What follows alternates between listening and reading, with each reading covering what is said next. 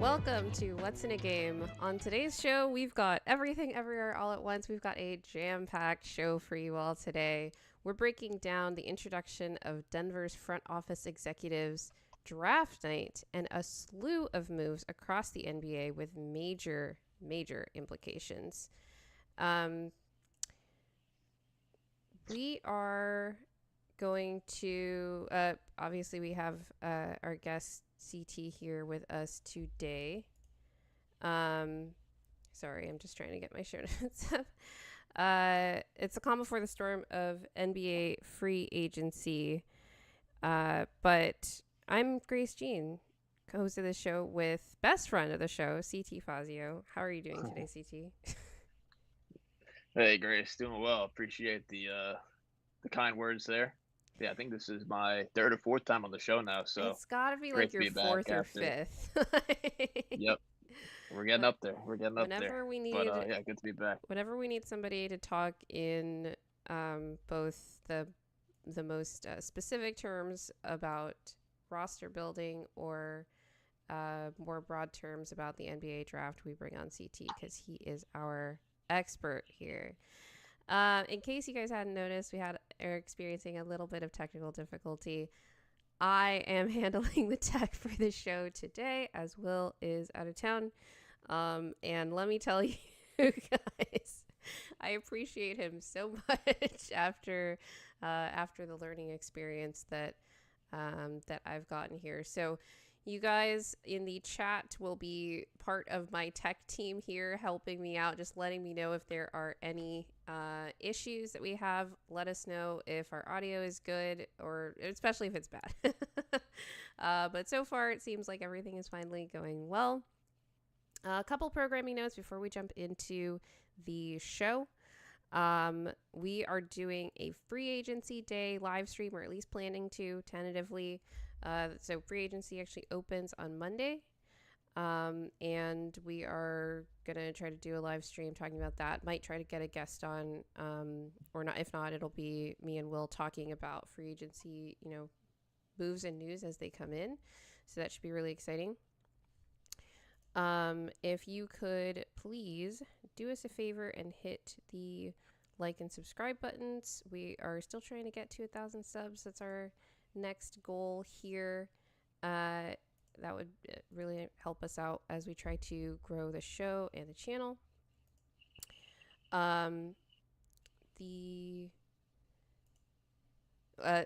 So like I said, I'm handling all the tech today, so there might be a little bit of lag time. As you notice, I'm going through my show notes and also handling all the tech with the stream.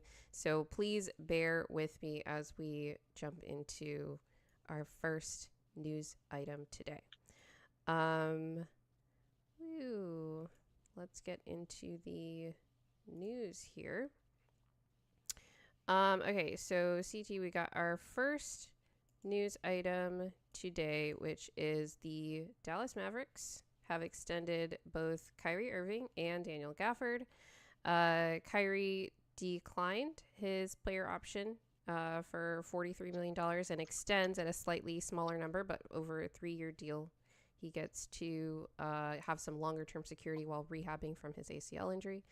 And Daniel Gafford extends for 3 years, $60 million. I don't think he was going to be a free agent this summer. I think he's got another year left on his current deal, making around $14-15 million a year. And so this new deal is going to be for about $20 million a year after this next season. What was your first reaction to, both these news items? I think they came on separate days, actually. We heard the Gafford extension first, and then we saw that Kyrie actually, got extended despite, being in a pretty tough situation, having had a mid to late season kind of season-ending injury right before, in a contract year. Mm-hmm. Yeah, it looks like for Kyrie, I think looks like he's taking a bit less over the 3 years. Get to secure some longer term deal, especially after the injury that he sustained this year. I think the Gafford extension is a pretty good number for him as well. The Mavs have, stocked up on all their bigs now. They have Lively, Davis, Gafford. I think Powell is somehow still around on the team. Maybe the Nuggets could try to get him. I think the figure probably is a bit too high, but since they have 4 bigs, maybe they could use a spare to send the one out. But I think the Mavs are going to be really good next year. Without Kyrie, it's going to be a bit tough, but I think Cooper Flag's going to come in and live up to the hype. As a number 1 pick, he's going to get a lot more on the ball reps, I think, with Kyrie out than he would if Kyrie was there. And we saw that at Duke. He got a lot of on ball reps. Was able to play, more of a facilitator role. And I think the Mavs basically said today they wanted to play more point guard, in summer league to start going into the year. So curious to see how that kind of unfolds. But I think that team with the amount of size that they have and athleticism, I think it's going to be a pretty dangerous team when Kyrie returns to the mix. Yeah, the question is how good can they be until Kyrie returns to that mix? Because I do think there's this kind of meme going around of like, well, they need a point guard. It's like, well, point guards are kind of important, especially when you have a team where you don't really have a lot of on-ball creation. I actually think, let me double check this, but I think they haven't re-signed Spencer Dinwiddie, but that's probably going to be a priority for them because he was really like the main on-ball creator on that team after Kyrie went down. Dante Exum is probably another kind of their own free agent priority for them this summer, because it's going to be difficult to find someone better than the guys that they have that can come in and kind of do that for the money that they have available to them in free agency. Free agency is just not really a very popular thing to go through these days, with a few exceptions, as we've gone over with last offseason. We'll be talking about some of the free agents that are available this season also. But one of the things with this new CBA is like extensions are highly favored because of the way that like a number of different rules that are set up, including the fact that Daniel Gafford became extension eligible, like right now as opposed to like later. And, who knows what Dallas might have done, given a different set of circumstances. But it looks like they're like, we're prioritizing our front court. Defense wins championships, but can defense alone get you through the regular season? I don't know. We have seen, other teams that are really good defensive teams with like, if they could get just enough offense, like kind of the Grizzlies formula a few years ago, or even the Rockets formula last year. Obviously, that kind of thing runs into issues come postseason time when the game really slows down and your half-court offense that was already, struggling becomes even more sort of anemic in the face of playoff-level defenses that are like, this team doesn't have a creator. So we'll see. I wonder if Kyrie is going to be back before the end of the season. And I think that he'll probably try if the Mavs are like in playoff position. But if they're not, that's another, lost season. But on top of all of that, and we're going to talk about it when we get to the draft, obviously they have Cooper Flagg, who, if nothing else, this is going to be a great just season of reps for him on the ball because nobody's taking those touches from him on this team. 100%. Yeah, I think with Flagg, he's going to a good spot. A team that's pretty competitive, not a team that's fully tanking. He's going to play with another All-Star in Anthony Davis. I think that'll immediately, give him somebody who you can play in the pick and roll with. He was someone who ran a lot of pick and rolls with Kamal Malawach at Duke, and I would assume he's going to run a lot of the same with Davis and Lively as well. Hitting the lob threat there. So I think he's got a lot of options to to play off of, and I think he's got good opportunity to play through mistakes a bit as well.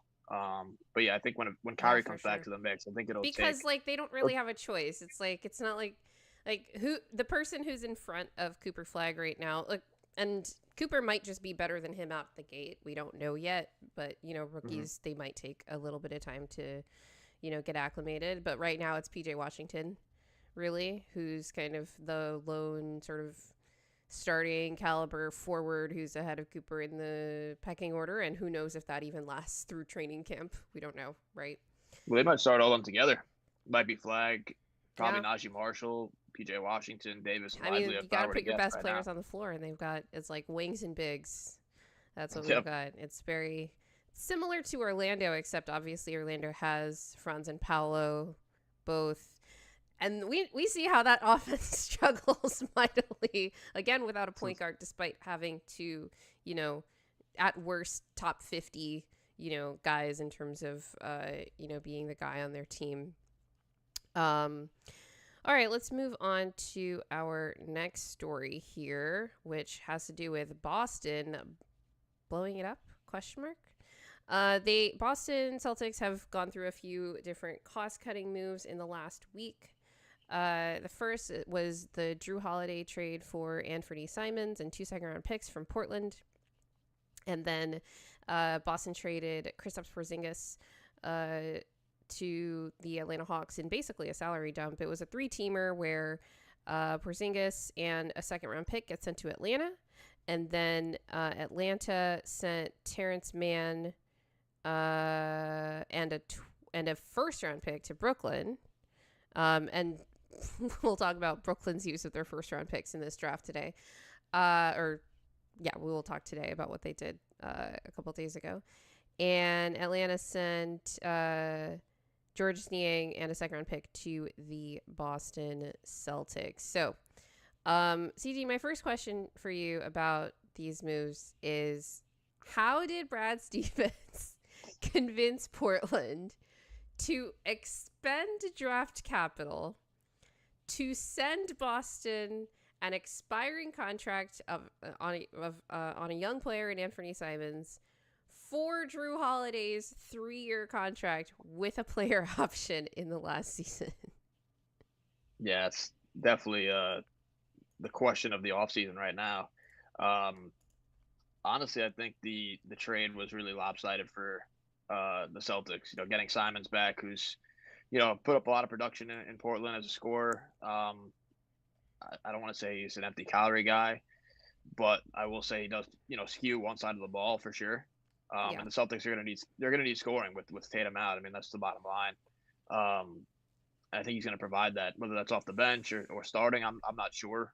If I were to guess right now, I would probably say that he'll start Simons, White, Brown, Horford if he comes back, and then I'm not really sure who else would be the 5th option there.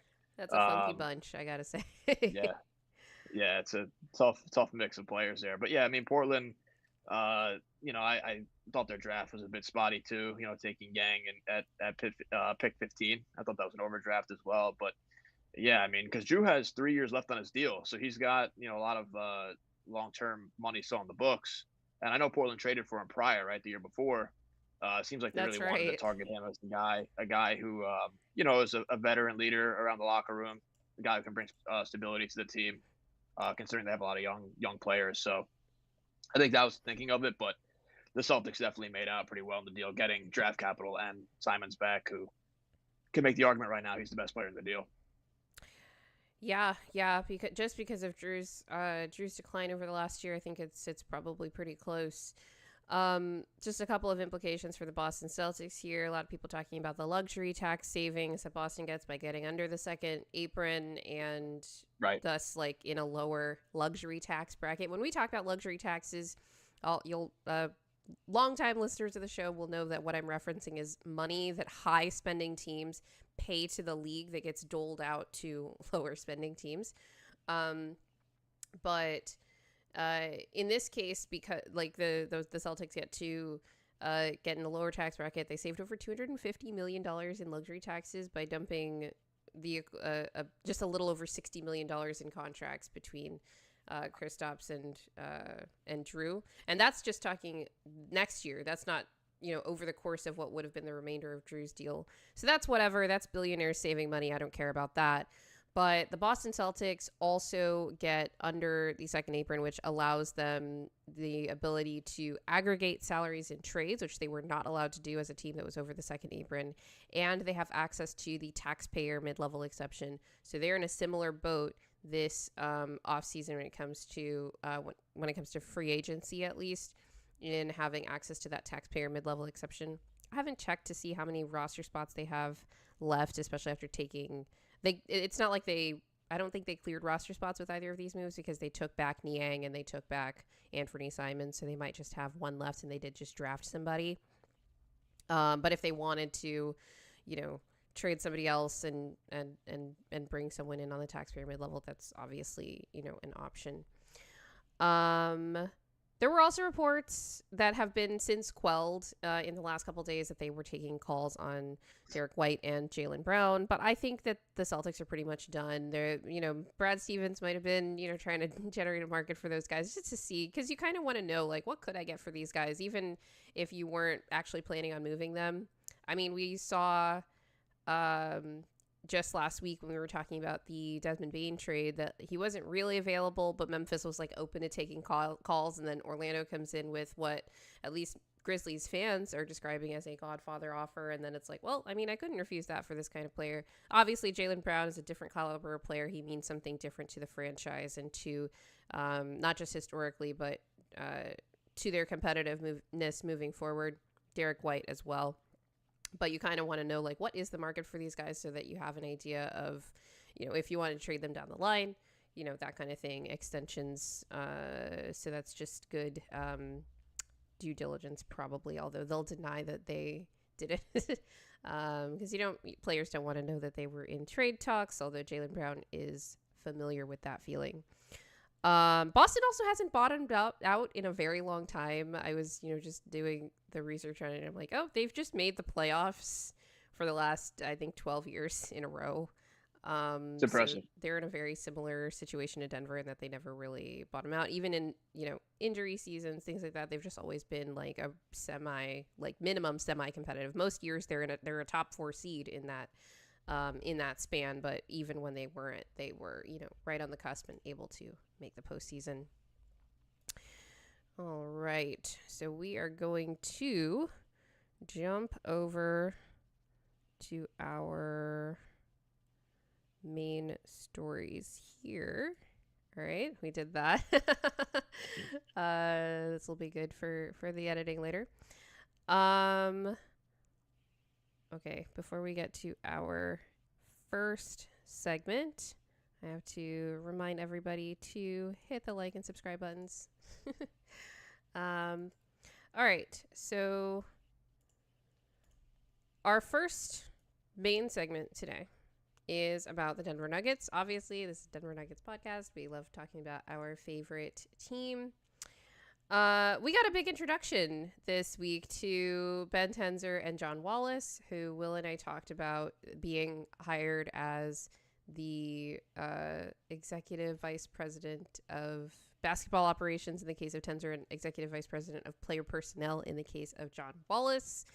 And then we were like, well, we don't really know anything about what these actual duties are. And it's right before the press conference. So CT and I are just going to kind of meander through the introductory press conference. I've got some comments that they made in a separate interview to Altitude Sports Radio. We're going to talk about Josh Kroenke's comments, both in that presser and to Altitude Sports Radio, as well as a few appearances that both Ben and John have made on Altitude and in another press conference that they did post-draft. So we had zero information about these guys at the beginning of the week, and now we have some information about them and, maybe some of what their philosophies and approaches are going to be. Okay, so my first impression from that intro presser was that it was really a bit of a nothing burger. I didn't think that we learned too much about why we have two guys doing this job as opposed to one, as Will and I kind of expounded upon in our last show about this. So we did learn a little bit about these guys, but I don't think that they really gave us too much in the way of how, forget about duties, but sort of decision-making power is going to be allocated between these two. Was that also your impression, CT, or did you feel like you got more from that? Yeah, I think it was mainly just a, kind of a general introduction. People have known Ben Tenzer throughout the organization for, a long time. He's been there for, I think, upwards of like 18 years. It's just now he's elevated in role to a pretty substantial responsibility now, comparatively to what he was as I think he was the GM of the Gold, right? So, a pretty level, up the level kind of responsibility there. And getting John from the Wolves. He used to work in the Nuggets front office back when Conley was the president. And then he followed Conley to Minnesota, and now he's back in Denver. So the common theme, as you can tell from the front office, is familiarity is a common theme throughout the organization. I guess Josh felt comfortable bringing John back because he worked, in the organization prior, and he knew some of the guys, particularly Jamal Murray. I know that was, a talking point in one of the articles that came out the other day. So I think this was more of just a, general introduction, and I think it's more so of a kind of a narrative of this is, not like how the Booth tenure was, where it was, more of one guy making the decisions, Yeah. and there was some, reports that he, was siloed and making these decisions independently. I think now they're putting on more of a front of this is a collaboration effort. We have multiple voices in the room. We added someone who probably is more, could say maybe less objective. I'm sorry, more objective than what we've seen in the past, considering he came from the Wolves. So, it's kind of also too seemingly more of a, I would say, a positive kind of environment now with two people running the, you know, the basketball operations within the organization. So, I don't think we really learned too much.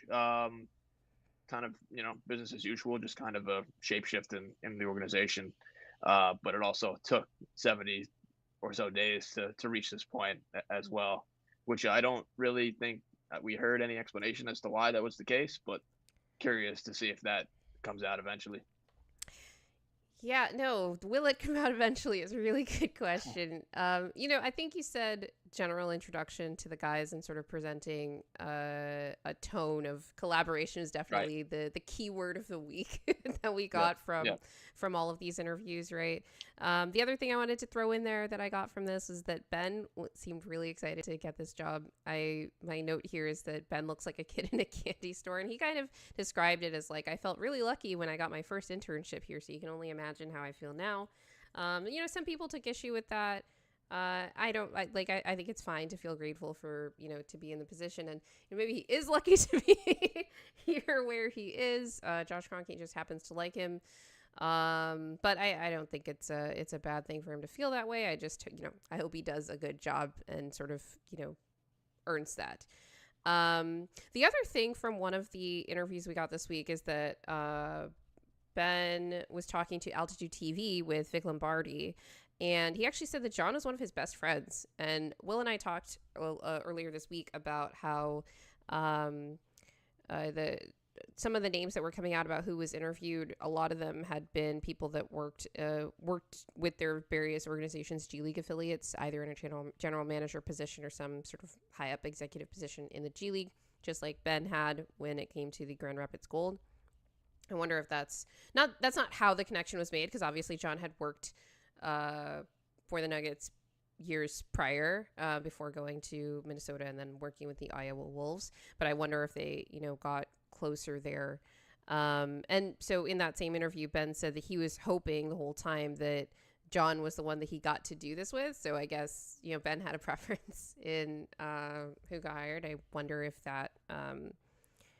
I doubt he kept that to himself. Like, I don't know that he was trying to sway the hiring process per se, but I wouldn't be surprised if that factored, at least in part, in Josh's decision to hire John Wallace.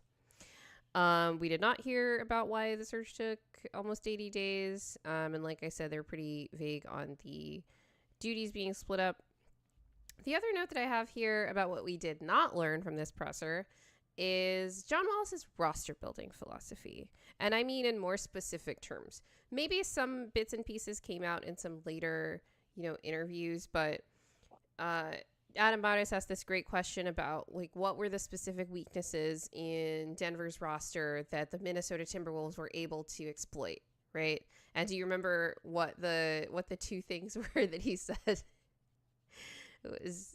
he mentioned Anthony Edwards being a dynamic player. He's like, well, sometimes it's just luck and sometimes it's just not your night. And I'm like, okay, right. that's not really what was happening in some of those games. Like that was such a weird series. It was just blowouts, right? And then obviously Adam's question was actually just about the Wolves, like, quote unquote, having Denver's number even over this last regular season too. So depth and defense. He said, quote, depth is one of those things that you have to address, which is kind of a duh answer, which is, I think that was part of why Denver didn't get through the Wolves series last year, but I wouldn't put it top 3, honestly. Right? I think Jamal's injury was probably number 1, and 2 were specific matchup advantages that we didn't have in the front court, frankly. Right. Particularly in the Jokic off minutes, like we were getting creamed when like AG at center had to go against Rudy at center. But he didn't say that. So I'm just hoping that we get more out of Jon Wallace, especially because it seems like if there is going to be some kind of separation of duties or authority, he's going to be more on the player side. So I want to see how much more we can get out of him over the course of this offseason so we have some idea of, okay, what is this guy's roster building philosophy? Can we predict what he's going to do? And that's a completely opposite situation from Calvin Booth, right? 100%, yeah. Well, I mean, after, the season, after the dismissals of Booth and Malone, a lot more, I'd say, background of some of the decision-making process for the front office had to come out. Yeah, and I mentioned before, I think this is more so of, a portrayal of more of this is a positive kind of collaboration going on between two individuals in the front office. There'll be more of a brainstorming, I would think, between, whether it be scouts in the front office or, the VP, who, John Wallace is now, or Ben as well. So I think there's probably going to be more, I would say, input from a variety of different people. That's actually taken into account, right? Right. Because I don't think that under Calvin, people weren't trying to get their voices heard. I think they were perhaps being ignored. Mm-hmm. Definitely. And I think that was, whether, for Booth, I think that was something that, whether you liked him or not, he had his decision making, and he was steadfast in that he was very confident in his decision making, which, I think that could be a good thing or a bad thing. But I think turning the page now on this new front office it's more of a collaborative effort, teamwork, and it's very like corporate-esque type of vernacular going on. Which synergy. Which is fine. Let's go synergy. Yep. Yeah, which is fine, because I think honestly the reputations of maybe not rep is the right word, but I would say the narrative, right, of the front office and the coaching predicaments was a lot of negativity, and I don't think Josh particularly liked that connotation, I think, at this point. So I think he's trying to flip that narrative now as we progress into the summer. Yeah. We have a good question here from Strahinia. Sorry, just trying to find it. Who says, I wonder who Jokic Adelman brother. Selects. Not Strahinia Jokic. I wonder who Adelman selects for his staff in terms of defensive coaches and player development guys. Really good question, Strahinia. We talked last week about how we haven't actually heard anything on the assistant coaching front since a bunch of coaches were fired, which is interesting. I'm sure they're, going through the process and interviewing guys and all of that. But the whole kind of idea of hiring Adelman early was like, okay, get your running start and start, building this out, making the contacts with the players and kind of building out your system and that kind of thing. So I'm really curious to see when we get this kind of news too. This is also the kind of thing that would fall under the purview of the, general manager, but the combined forces of Ben Tenzer and Jon Wallace in their various capacities at half a general manager. So thank you for that question, Strahinia. All right, let's talk about the things that we did learn from this presser. So a few things that I think were reiterated. So we learned that, like, okay, you said this before and we believed you, but we were kind of hoping that maybe something else was going to happen. But no, what has been reiterated is it's about the margin move. We're not doing any major changes. Josh says we need to address the margins that are on the outside of our roster. Does heavily imply that they're not going to be making any major trades. We actually heard from Ben and John after the draft that they're going to be focusing more on free agency than trades. Not to say that they probably wouldn't jump on an opportunity to trade certain players on the roster, but they're not going to be actively looking to trade anybody, particularly that was probably in like the core rotation last year. And I'm not even just talking about the core four. John actually said This was in response to a question from Vinny Benedetto during the introductory presser, where he asked about what skills the roster is lacking. And Jon sort of says that the West has gotten younger and deeper. And he also said, despite this, he said, quote, "You're further along than you think you are," which felt like it's directed at like the totality of the Nuggets fan base. It's like, I know you guys are kind of railing about how much better the team needs to be than it was, but he's kind of saying like, you are closer than you think you are. Followed that up with, we have young individuals here that can step up and add to the defense and depth that he referenced before as they continue to develop. But says that one of the two strengths of this roster are IQ and positional size. We're always looking to look for that more, but I think he's sort of speaking in relative terms to the rest of the league. How do you feel about that overall assessment of the team? Do you agree with it? Do you agree with it a little? Do you completely disagree? Like, where are you at on how close this roster actually is and the need for major changes? Yeah, I think that's that's been the common sentiment, I would say, for the fan base, and I think even some of our friends in the media as well would like welcome major changes to the roster. I think this team's close still, my opinion. Um, Again, if you look at the starting lineup, they were, from what I had seen, was a plus 35, right, in the series against OKC. Yeah, they won their minutes. So they won their minutes. I think they won their minutes in every game except the two blowouts, actually. Yep. We could also point to, the Wolves series where the Nuggets starters lost their minutes. So that's back, 2 years. That was also, again, Jamal's injured, and right. They blamed being tired, but I think Jamal's injury had more to do with that than anything. But that starting lineup was really, really bad last year. But this year, like, they were good. So yep, it was the complete opposite. And I'm not against the notion of changes. If there's a upgrade within the starting lineup that is presented, I'm all for it. And as the fan in me does have, I will concede, a bit of a attachment to some of these players. Just they've come up the ranks for a long time and been on the team for a while, so you kind of grow that kind of fandom. But if we're being objective about it, yeah, I mean, definitely would look for an upgrade if possible. But I do think this team is close as far as the starting lineup's concerned. And if you just look at the bench over the last few years, it's obviously been a common talking point. The bench the last few years has basically put up a 0 percentile output in the playoffs. I mean, Christian Brown against the Wolves was the only guy who really was able to contribute. I don't think that's quite right last year. And even when you say the bench, you're not talking about lineups. You're talking about players. I'm talking about individual players. Individual players. I think last year, yes, in totality, but when it comes to the players that we actually played, it was like Justin Holiday was fine. Like, he was like a fine seventh man. The problem is he was our sixth man, right? Or I guess Christian was our sixth man, but the problem was we didn't have an eighth man. And Jamal was injured and like all this stuff, right? So I think that's important context for last year. But otherwise, like when you look at that, series, like, yeah, when you look at that series, though, like Justin Holiday led us in plus minus. Like they were winning the minutes he was on the floor. He was contributing. He was shooting well through like 2/3 of that series, for example. And Christian obviously made his contributions on both ends of the floor, to varying degrees as well.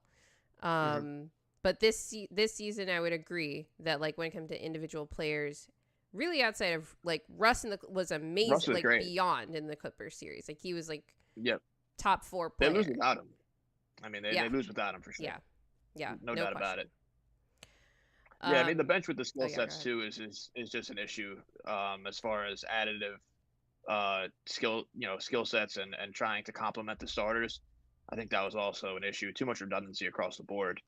And again, it's not even like too much of a difference because we saw in the championship run, you had Bruce, you had rookie Christian and Jeff Green, and the baseline was just for like Jeff and Christian, like just don't be a disaster, basically.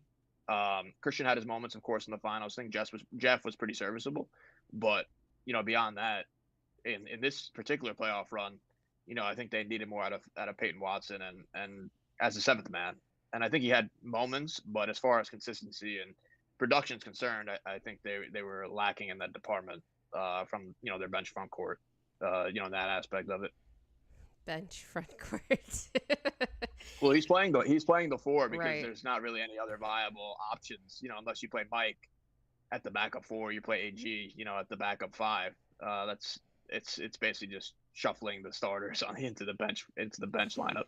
And they didn't really trust Z to play in the playoffs either. I really like the distinguishment you make between production and fit. I feel like we got like a commensurate amount of like both from, say, Justin Holiday last year in the Wolves series, for most of it anyway, because he fit, like he didn't crowd spaces, like he just knew where to be. So like even you're like, well, even if he's not scoring, like he's kind of doing little things around the floor to at least not mess things up, like minimum, right? This year you could say, well, we got a lot of production, even fit in certain lineups, especially in the Clippers series from Russ. When it came to the OKC series, there was like a fit issue with like Russ and Peyton together, in addition to the production deficit from both.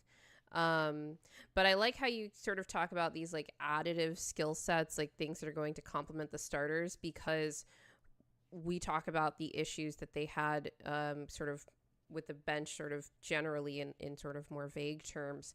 But the Nuggets' biggest issue were not the non-Jokic lineups in these playoffs. They were not good, but they were nowhere near the worst lineups that the Nuggets put on the floor. A lot of the worst lineups were Jokic on with like, I don't know, one or two other starters, and then bench player or players coming in. Right? Well, no Murray was the problem. Yeah. Also AG, because actually when I was going back and checking the lineup data, like you could have Jamal and Jokic on the floor, but if you took AG off, it's like, they're still kind of slightly losing those minutes, so you're losing the sort of positive effect there too. It's just like, we need you to be able to come in, and it's not just about production, but like make lineups work, right? We actually got an interesting comment. I didn't put it in my notes for this, but I believe it was in the press conference after the draft. And I believe it was, so in this press conference, it was both Ben Tenzer and Jon Wallace.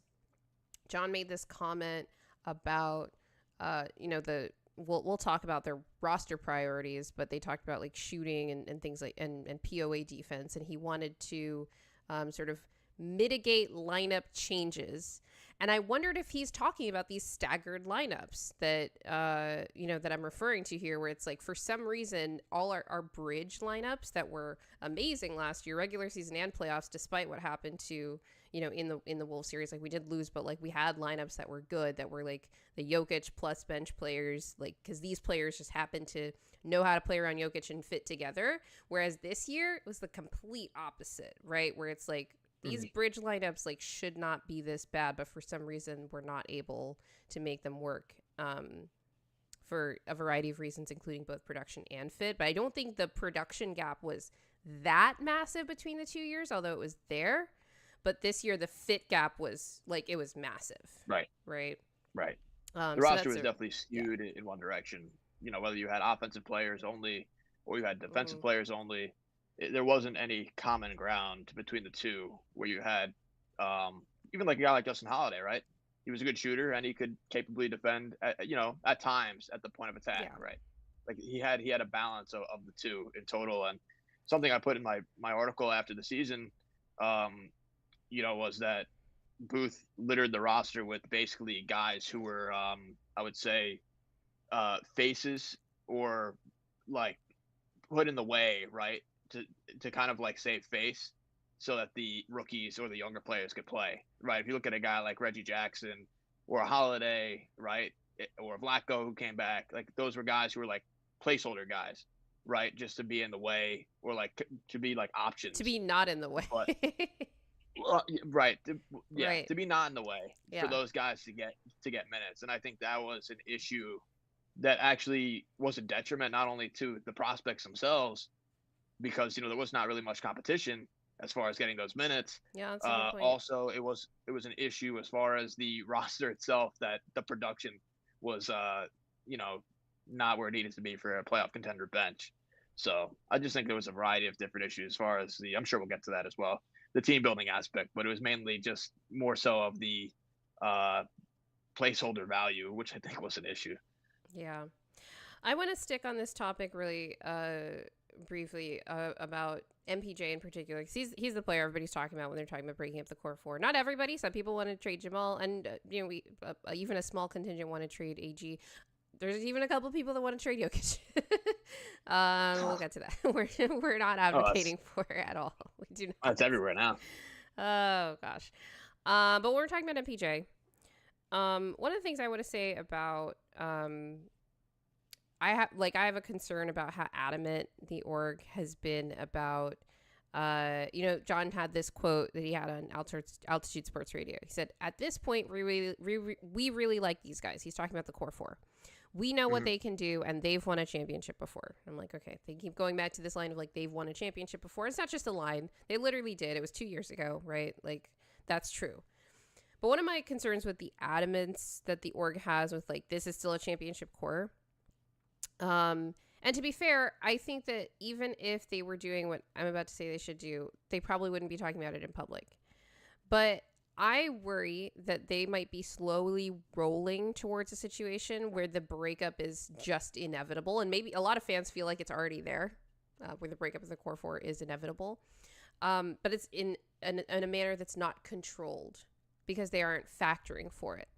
I have no reason to think that they're not factoring for it other than everything they've told me about like, no, this is our core four, we're keeping them. And obviously the reports about, well, MPJ has a bit of like favor here because he went to Mizzou and like all of this stuff, right? I will say though that I do have a limitation on what I think the org should, like how the org should go about this, right? I think that trading MPJ for just any two players rather than seeing a potential MPJ trade as an opportunity to specifically bolster some or enhance the roster in like a particular direction, like a retool. Like we're like a lot of people use retool as like we're just reorganizing our contracts and like putting things in place to change the way that we play. I'm thinking more something in the vein of like, and people think I'm just like, oh, she just like talks about Brad Stevens way too much. But for example, when Brad Stevens traded Marcus Smart and got Kristaps Porzingis, which was, an upgrade at center, which they needed and all this stuff. And then also like bringing Derek White up into the starting lineup at point guard. There were like a variety of things happening there. Obviously later in the summer, they add Jrue Holiday as well. But that wasn't necessarily going to become available. I think a lot of people were surprised when Milwaukee like jumped into the Dame sweepstakes and made that move. So that wasn't necessarily Boston's plan. But Brad Stevens was like, here's an opportunity to upgrade our roster in a particular way. It's going to change our play style, but it's going to make us better on the whole. Was that Marcus Smart trade, right? Mm-hmm. And that's like the kind of thing that I'd like Denver to sort of be on the lookout for. And I want them to have like a bunch of specific targets in mind that like if this player or this archetype at a certain level of play becomes available, once MPJ is a neutral to positive value deal, because a lot of people have been talking about like, look, one more year and then MPJ is going to be an expiring contract, right? And it's like this, you can do almost whatever you want with that at that point, regardless of like, does the team want MPJ, whatever. You're going to have a lot more flexibility at that point. And I want to know that they're thinking about that, but obviously they won't talk about that sort of thing publicly, right? As one of the more pro MPJ guys in Nuggets land, as you've alluded to, what are the conditions that you would see as sort of optimal for an MPJ trade in Denver? For example, like breaking it up into multiple contracts or using his salary in like a bigger deal to get a star, going after a particular player archetype. Like what are the kinds of things that you would conditions where you would see an MPJ trade as unequivocally advantageous for Denver? Yeah, I think this is an interesting question. I think with Mike, there's a variety of different ways you can look at it. For me, number one, I look at the fit with Jokic, and that's just kind of my mindset in thinking of all these moves in particular.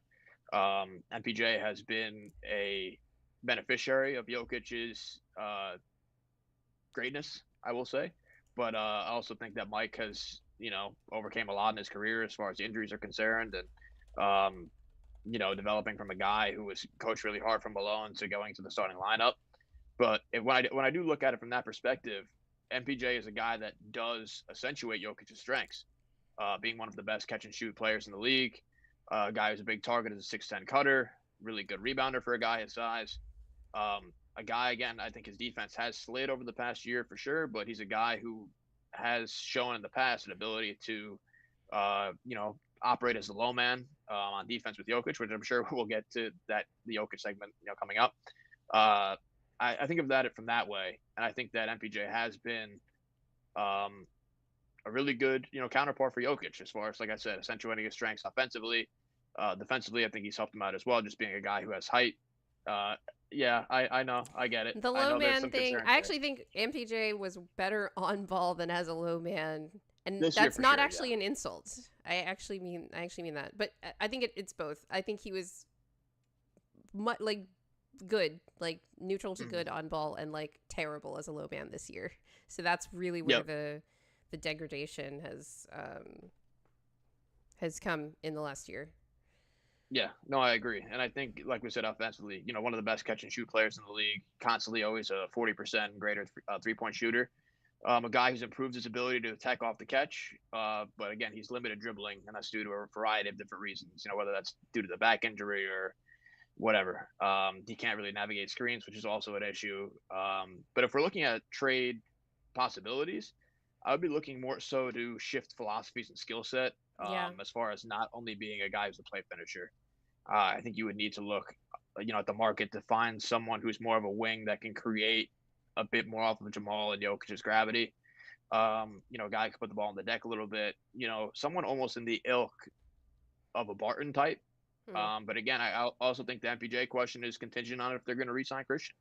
I think Yeah. if they re-sign Christian, I think then the calculus there is a bit different on my end, in the thinking that you can just get rid of MPJ and it'll be fine. Because if you had a guy like Barton, right, in the backcourt still, I think you can look to trade MPJ and say, you know what, we're going to go more so for a defensive oriented 3-and-D wing, because you have two guys in the backcourt who can self create. A guy who's more of a tertiary playmaker, right, and Barton in that spot. I think the Christian decision coming up is an important one as well. Like that's definitely something that's coming up here that's going to factor into the team building aspect of the roster. But yeah, with Mike, I would look to probably break him up into one player who's a bit more advantageous with the ball as far as creating advantages, and maybe trying to find like another bench piece or things like that. But I'm definitely against the idea of, like, I saw some trades being floated around of like attaching him with Zeke and like using him as a dump.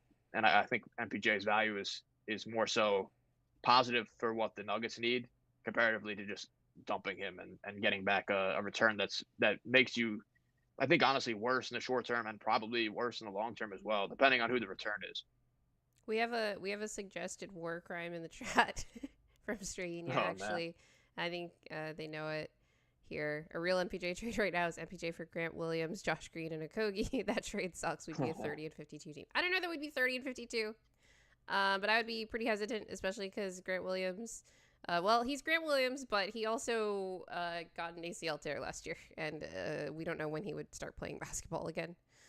But that would be like, this is what it looked like if you're just looking for theoretical depth, like players. Here's just players we're throwing at you. Okogie is also somebody who gets played off the floor in the playoffs as well, right? So you're basically just adding Josh Green if you factor in the Grant Williams ACL. But this is a hypothetical. Thank you for the illustrating the point, Strahenia. Actually, when you talk about having somebody that has more sort of on-ball creation chops, like one of the things that you look at when we talked about lineups and sort of smoothing out lineups and having versatility is, do you fit with the starters, and not just fit, but sort of do you bring something to enhance them in some way? Regardless of how I felt about Christian's defense this past year, it wasn't good until the playoffs, basically.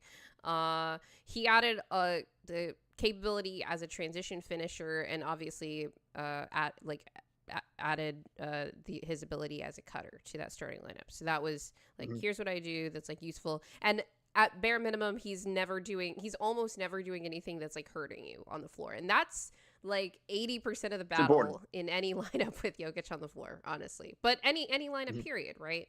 Because a damaging player can hurt, like with upside, can hurt more than the opposite sometimes. But if you also have to consider those bridge lineups. Like, okay, it's not just all 4 starters. Like, what can you do when Jamal is off the floor? Do you have a little bit more of like a creation off the dribble, or does all of that fall to the backup point guard, for example? We're going to talk a little bit more in the show about what it means to build a team around Nikola Jokic. But these are the kinds of questions that I think CT both you and I are both sort of thinking about when we think about like the sort of next iteration of the team.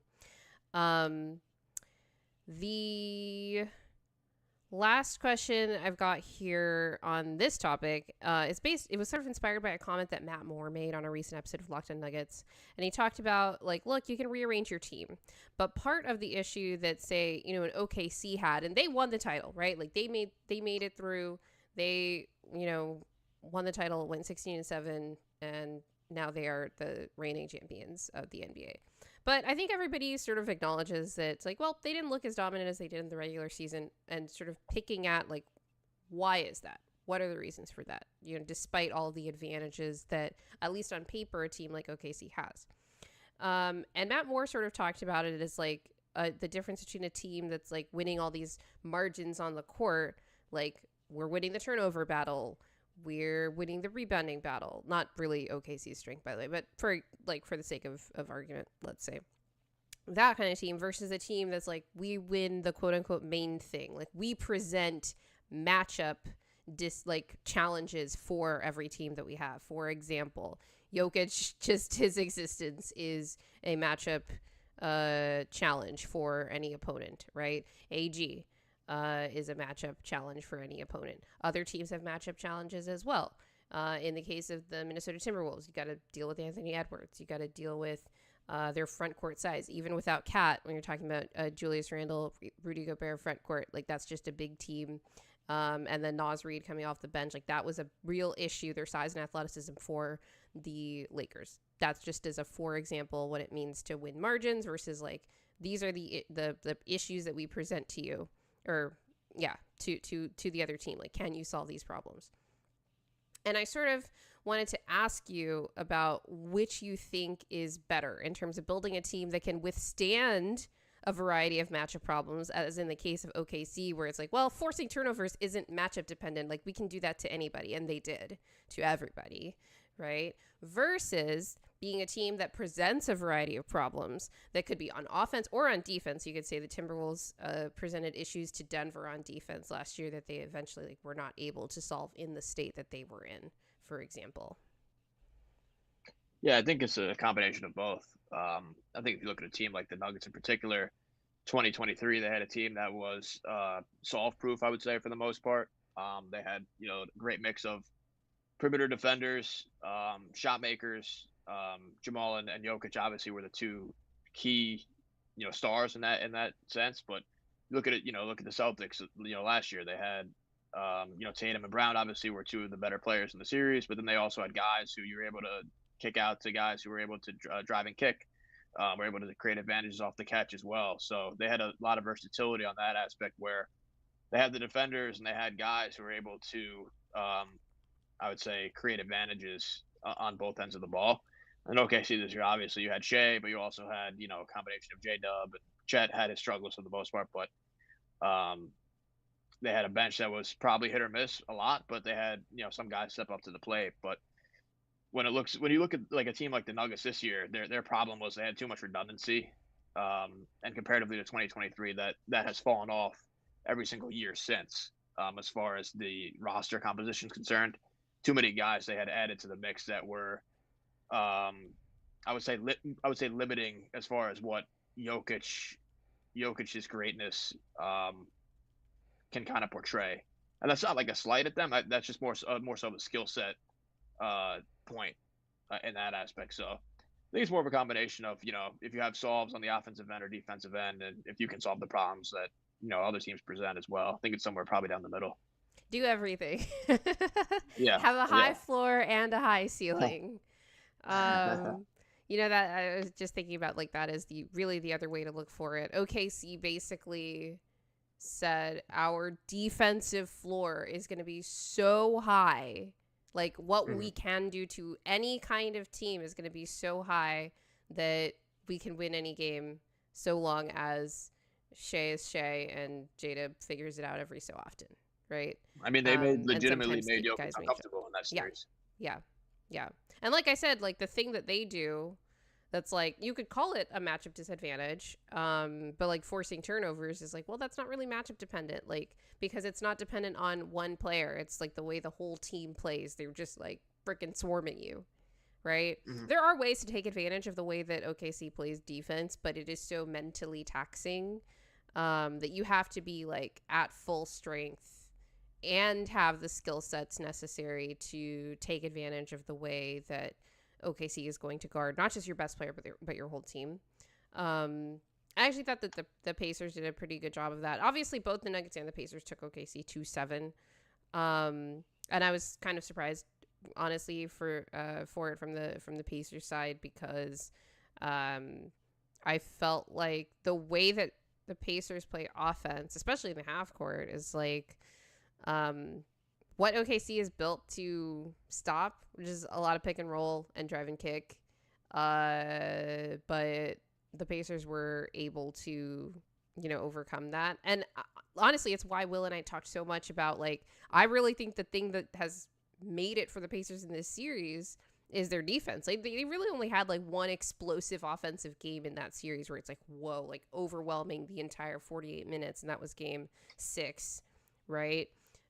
Most of the other games, they were kind of slogs, and even when the Pacers won, they were just keeping it close, just, like, staying close, whether they were ahead or behind most of that time, and then trying to kind of pull away at the end. So that kind of tells you the strength of OKC's defense, even versus that offensive play style. I would say that the difference I see in the Nuggets series, there were, like, entire stretches of games and entire games in the case of, I think, our game 6 as well, even though it wasn't quite as big of a blowout against OKC, where it's like, yeah, we kind of know how to go against you guys offensively for the most part. Anyway, we'll couch the playoff talk for now, because we have to get back to the Nuggets' actual front office here. And there are some other things that we did learn from this introductory press conference. Ryan from Mile High Sports, friend of the show, Ryan Blackburn, asked about Jokic's upcoming contract extension. He is eligible for 3 years, all the money in the world contract this summer. And Josh Kroenke reminded us that Jokic is actually eligible for a 4-year, all the money in the world plus more contract if he waits a year.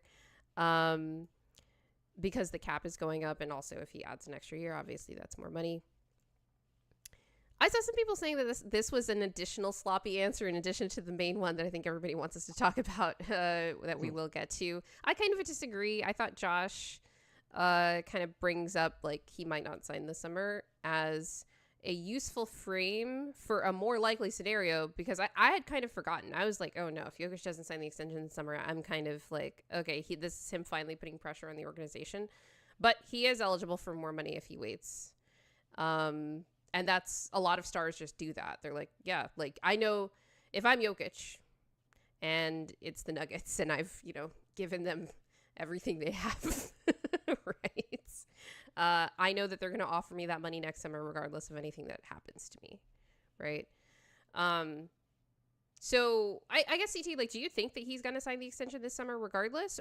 Because obviously, like, look, he might not think that way. He might think, like, I need to lock in some security for, like, me and my family, become, like, closer to a $500 million instead of the, like, 200 millionaire that I am right now kind of thing. Or do you think he's going to wait? Yeah, I mean, I think financially it makes more sense to wait another year. But then if he waits till next summer, he has 2 more years left on his deal, right? Yes. So if he so after this season, upcoming, he would have 1 year left, and that's the summer where he can sign a 4-year extension. Because the way that it works now is that you can be under contract for up to 5 years. So the amount that the number of years you're eligible to sign for depends on how much is left on your current deal. So that's that's part of it. I would assume he waits another year.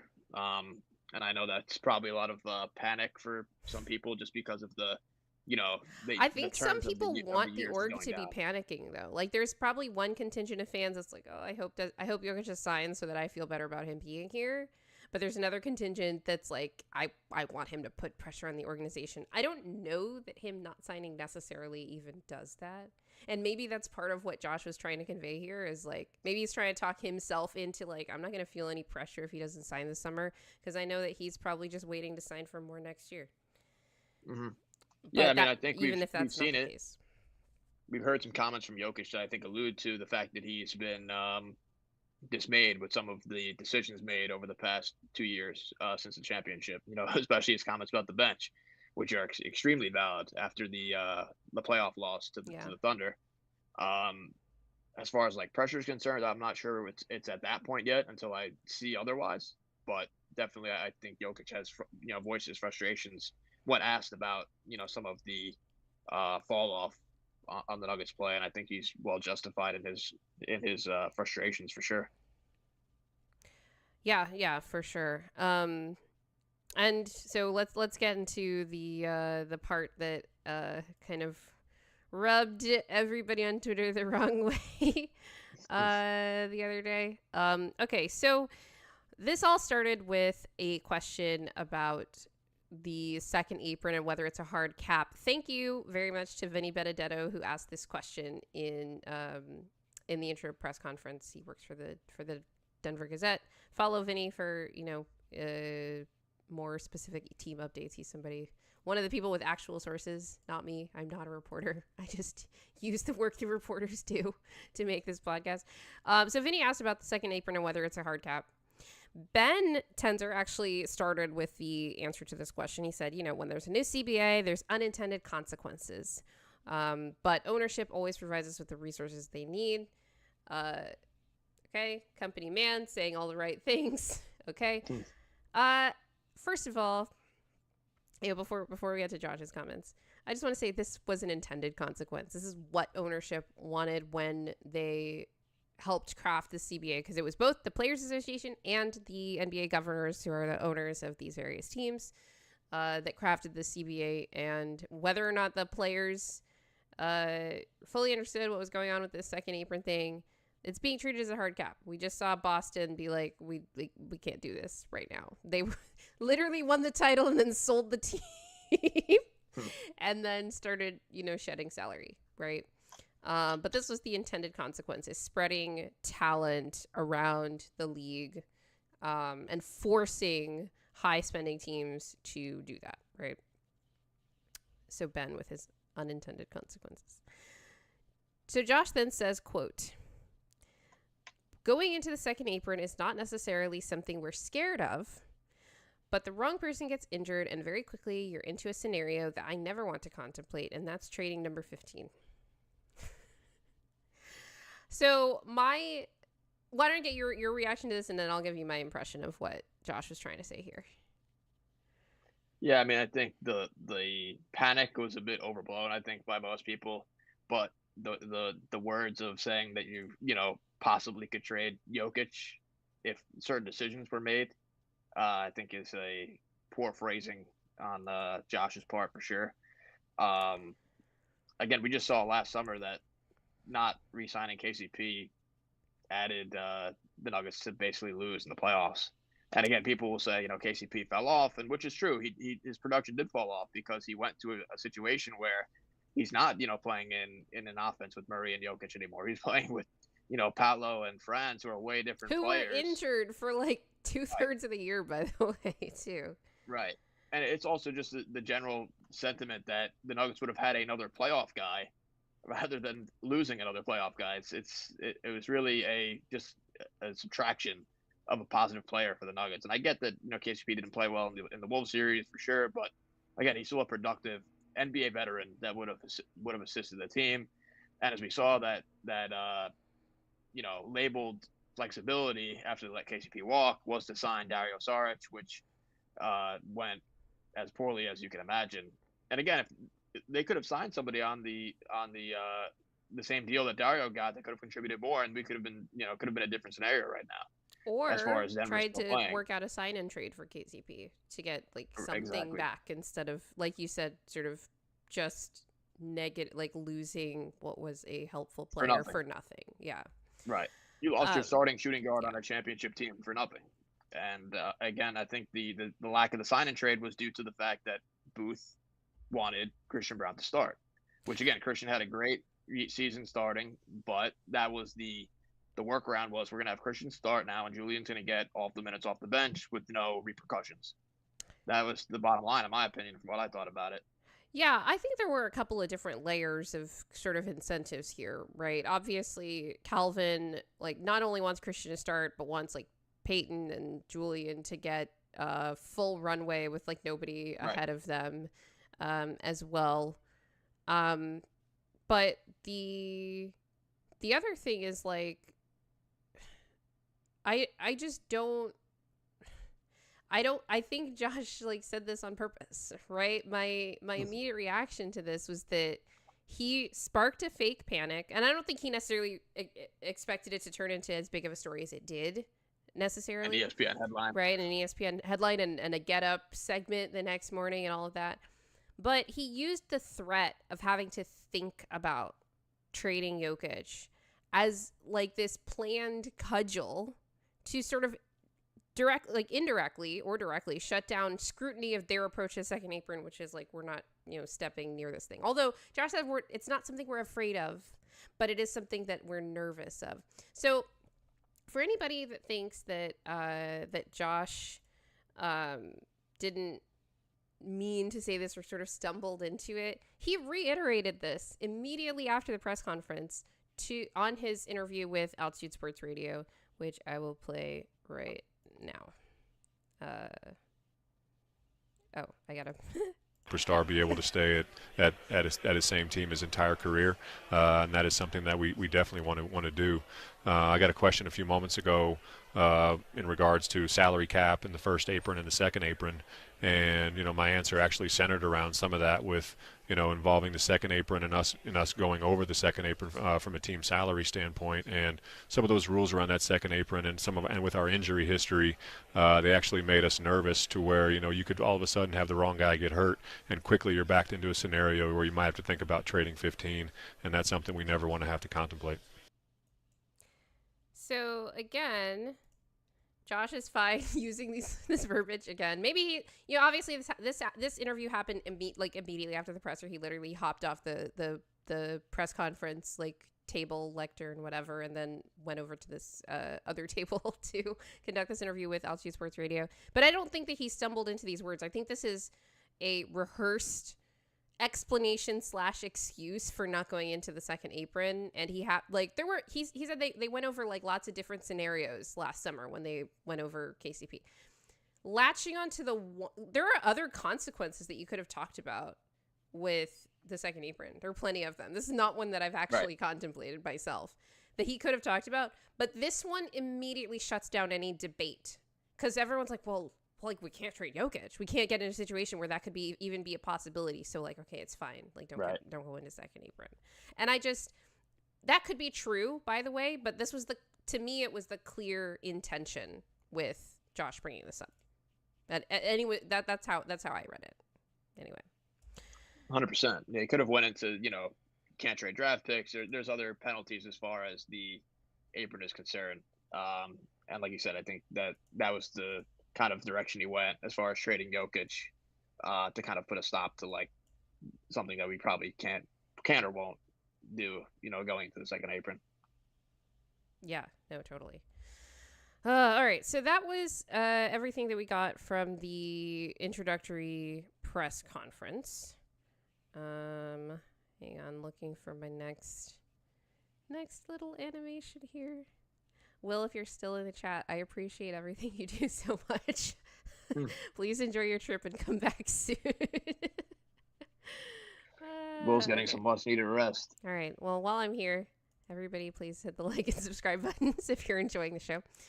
All right. So our next segment here is about, I titled this "The Difficult Truth About Building Around Nikola Jokic." Now, we're going to, in this segment, talk about all the advantages that you have as somebody trying to build a roster around who is the, in my opinion, I mean, relatively undisputed best player in the world, right?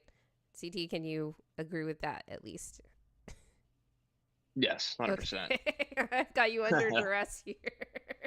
But I think that there are some roster sort of disadvantages that haven't necessarily been contemplated as everybody talks about like all of the ways that Jokic helps you out. And I think that talking about this will give us a better, a more refined blueprint for like what are the problems that we've been seeing.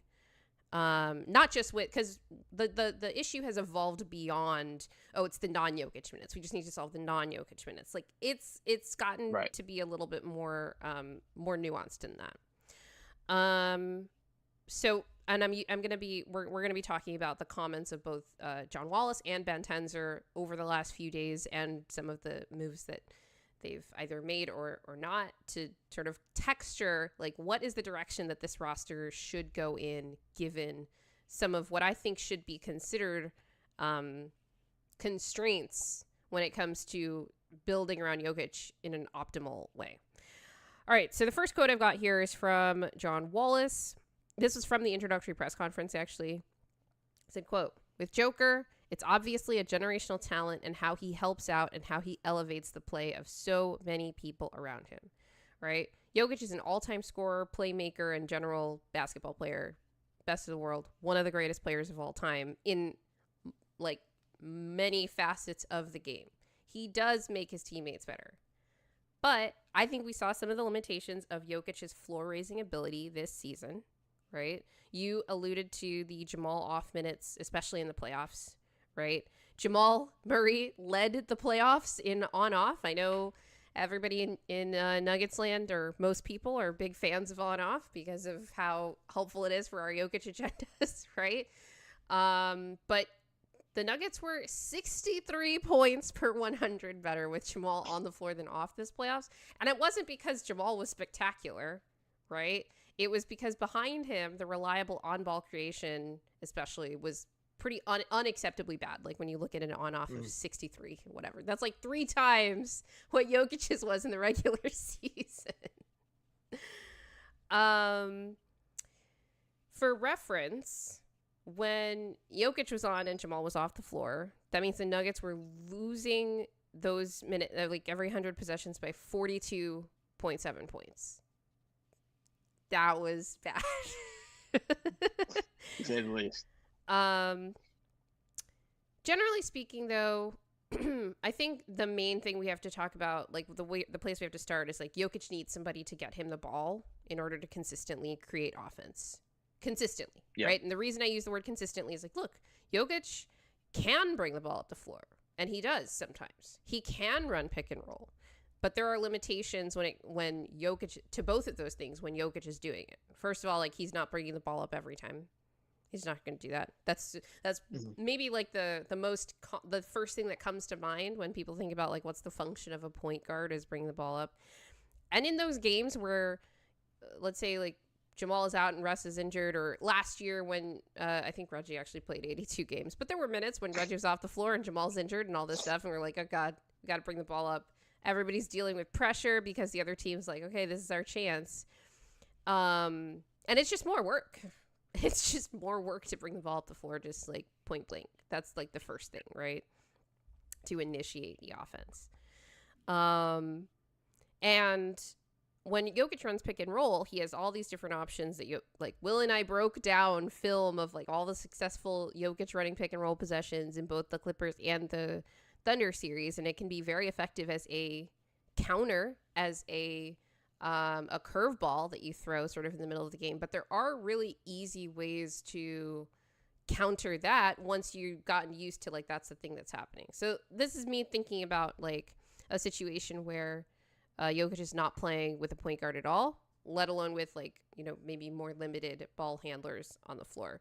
CT, you were an advocate of no point guard looks, at least experimenting with them throughout the regular season. We didn't see them like a ton or anything, but we did see them in spurts throughout the season. And I was wondering how you felt about what those looked like offensively once you did see them. Yeah, I mean, I think I've probably changed a little bit of my stance on that, especially when it comes to a playoff equity situation. Regular season, I think there were times where we saw, Julian operate as a, de facto point guard, especially in those early OKC games, where he looked decent. He's a guy who was able to kind of, pull up from three at times and pick and roll with Jokic, very limited wise, but I do think that it was a different look offensively.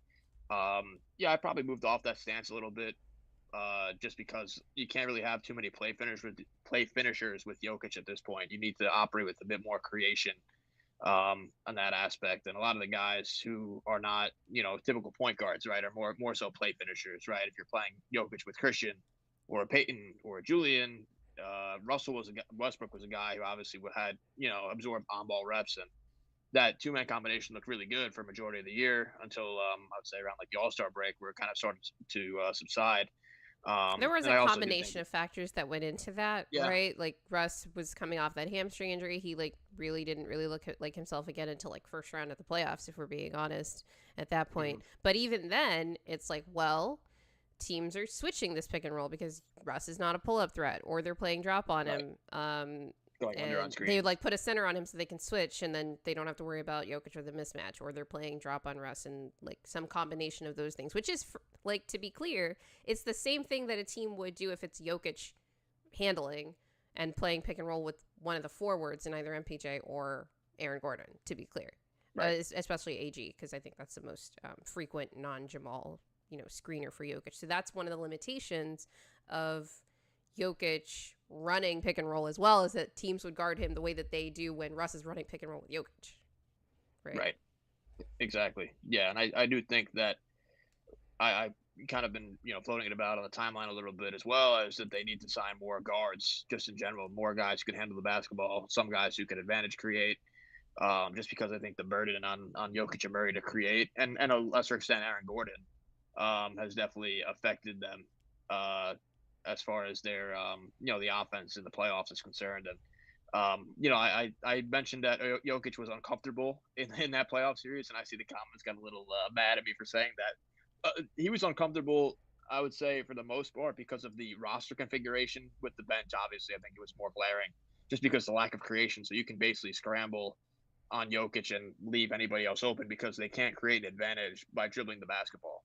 So they're going to have to try to amend that by adding more guys off the bench who can do that.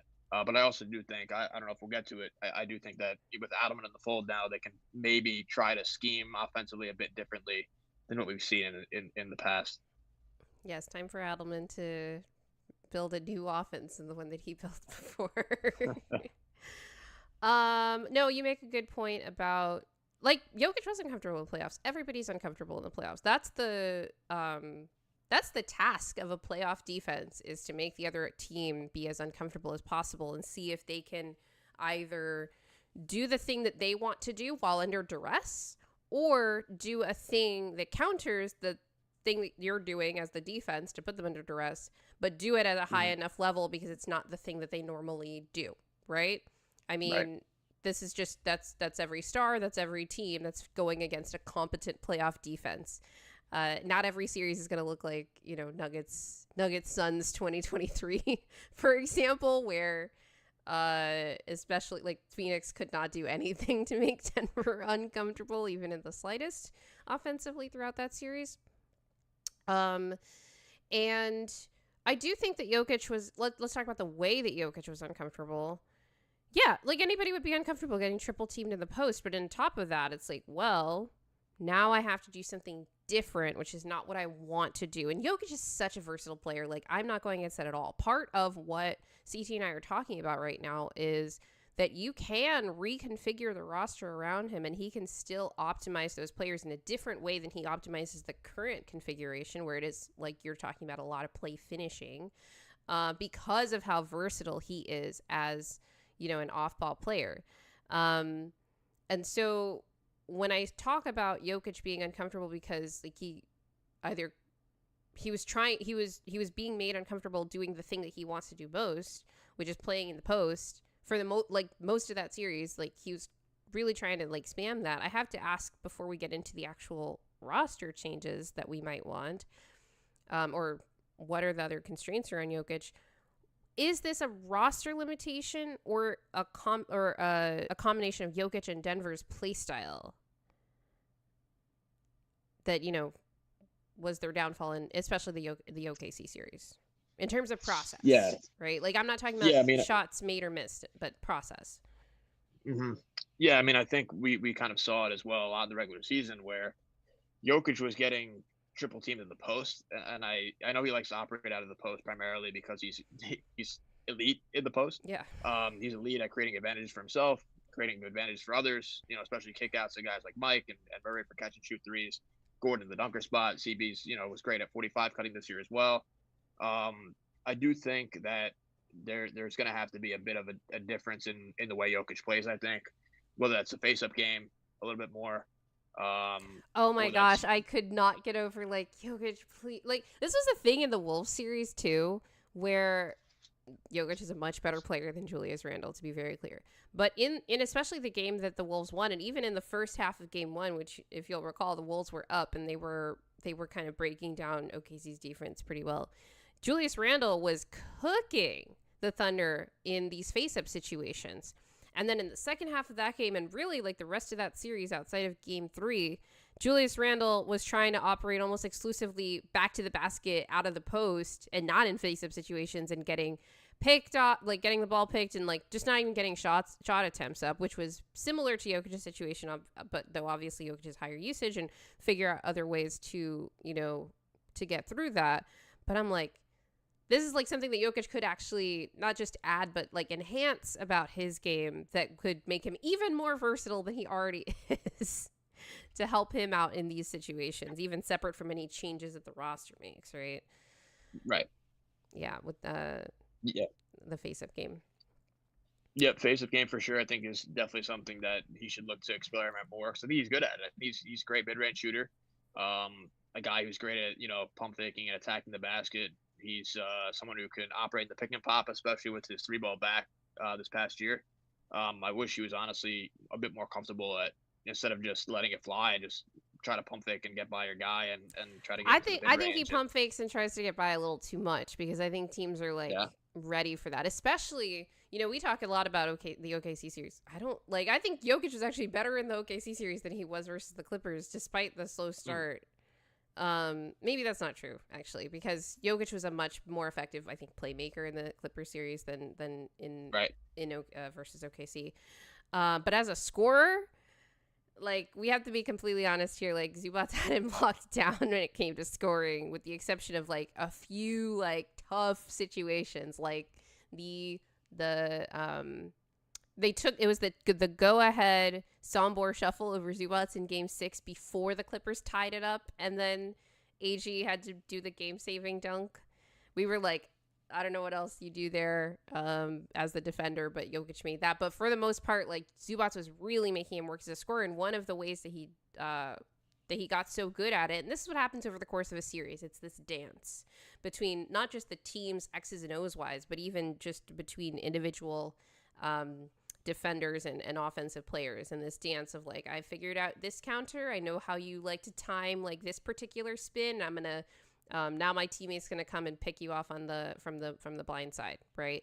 Or Zubac is like, I know when he waits like half a second here, he's definitely gonna pump fake and drive, but if he waits like more than that, he's gonna take the shot, so I know like how far to stand back and that kind of thing. And I just thought, so that's there's still a limitation there, and I wish he would like let it fly more, because he's not becoming predictable. That's not, but he can make himself more unpredictable if he, just is more willing to take those shots. Yeah, I also think too, as far as I don't know how you think about this, but I do think in the regular season we saw in 23, when the team obviously was the first seed in the West. I think that there was a little bit more, I don't know about openness is the right word, but a bit more of leeway for guys like Murray and MPJ to kind of get up more shots at the expense of just the offense, in general. And I think moving forward that, we've seen Jokic's usage tick up the past 2 years, and back-to-back years increase. I just do think that it's probably beneficial, I think, for Jokic and the team just to let those guys kind of freelance a bit more on offense, and it won't gas out Jokic as much, and just try to have them at least, have Jokic run off of, off ball action a bit more, have him play more like we've seen with Steph, honestly, right? Where Steph is used as a decoy a lot, and obviously way different players, but they can both leverage their gravities as they're, both as good off-ball players to maybe, kind of enhance the offense with some other guys. I just think that there has to be some give and take in that aspect of releasing the pressure off of Jokic and just like giving the ball every single possession, go to the post and try to create an advantage. I think there's probably it'd be beneficial, I think, for him and the Nuggets to try to, alleviate that pressure a bit. Yeah. Okay, so the next thing I've got here is let's actually talk about the sort of main topic of this section, which is what are the actual roster building limitations or implications? Like, what is it that you should do when your best player is not a primary on-ball creator? Jokic is, incredibly efficient. He's so versatile, both on and off the ball, but we know that off the ball is like where he works best with a point guard, right? Yep. The first thing, it's just basically what you've been saying here, which is you need more ball handling around them, not just to get them the ball, but to create at least semi advantages for them so that they can shine in extending advantages and finishing plays, which is like Jokic is one of the best play finishers of all time in a variety of ways when he decides he wants to take the shot, or he's obviously got the deadly floater, right? His layup efficiency, yeah, as much it's weird because he's struggled in some ways in the playoffs scoring wise, but also he was like a playoff riser in terms of making his layups, which he had been struggling with throughout the entire regular season. It was like this weird trade-off with the 3-point shot and the rim efficiency, and then that just went back up. So it's like, okay, I guess I'm just not worried about that anymore. But your best player makes the most money of anybody on the team, once they get to a certain point after their rookie scale contract. But when your best player is a good off-ball player, you don't necessarily need all of the on-ball creation, to be super high level, right? Just kind of decent. Both at setting Jokic up, just running basic pick and roll, getting him the ball, that kind of thing, and setting up others alongside Jokic, right? And you can do that with pick and roll, etc. And I think Bruce Brown was 2023 Bruce Brown anyway. We don't know what kind of state he's in right now. It's maybe the best example of the level of secondary on-ball creator you need next to a Jamal Murray to kind of optimize Jokic and the rest of this roster that is a lot of otherwise a lot of play finishers, right? 100%, yeah, for sure. Do you have any other examples of players either that have played with Jokic? I know you brought up Will Barton earlier. Yeah. Do you want to expound upon what dynamic you thought a Will Barton type? We're not saying that we need to bring Will Barton back into the league, guys, so calm down. But what is it that the team lost when they traded Will, and what should they be looking to, get back from that as they look forward? Yeah, I think if there's a chance to split the difference there, I think that would be beneficial. Unfortunately, it's a tough kind of skill set to really acquire. But with Will, they had a guy who was a secondary creator where it wasn't Murray and Jokic just running constant pick and roll. And I think that's, obviously that's one of the deadliest two-man combinations in the league, if not the most deadly combination in the league. But I do think that pairing has, I wouldn't say become predictable, but I think it's been scouted enough where teams kind of know the counters. They know how to counteract it at times. And Barton was a guy who was able to throw a curveball a little bit into the mix, and he could run pick and roll with Jokic. Murray could operate more as a catch and shoot player at times. And Murray can run off the screens, right? And he's really good at Right, it's unlocking both Jokic and running off the Jamal, staggers. right? Yeah. 100%, 100%. And I think with Russ, he was able to kind of operate as a guy who had a portion of that skill set, right? He was able to run pick and roll, but Will was a guy who could operate as a catch and shoot player. And Russ was great in that role in the Clippers series, right? But he just didn't have the same gravity as a guy like Barton from the corners or the above the break in that aspect. So I think they're going to have to try to target a guy like a Dennis Schroeder, who probably is out of their price range. A guy like I think even Landry Shamet. Like if we're really looking like at even the worst of the worst options, I do think that's an upgrade over what we've seen on the bench. A guy like Delon Wright is a guy who can run, some pick and rolls as well. It's just honestly like the bare minimum, I'll say, as far as like the veteran options are concerned. That would be, I think, an upgrade. Whether you're trying to fill out the rotation, but yeah, when it comes to that skill set difference, we've went from Barton, who was primarily an offensively skewed player, who was great offensively. The Nuggets offense, at that time was really, really potent. And then you go to that to, Gary was on the team for a while and he was more 3-and-D.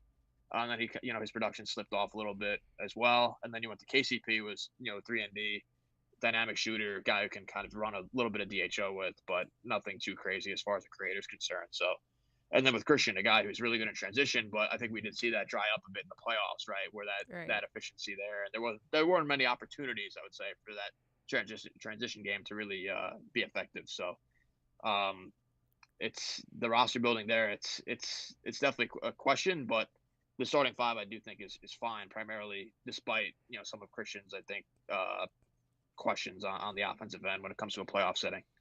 I do think that the point that you brought up earlier about the MPJ Christian question and like, okay, if we're moving on from Mike and we just get like, okay, Christian maybe slides up to small forward and we have like a more dynamic backcourt player, or you get like a wing kind of more like in Mike's position that can do that stuff.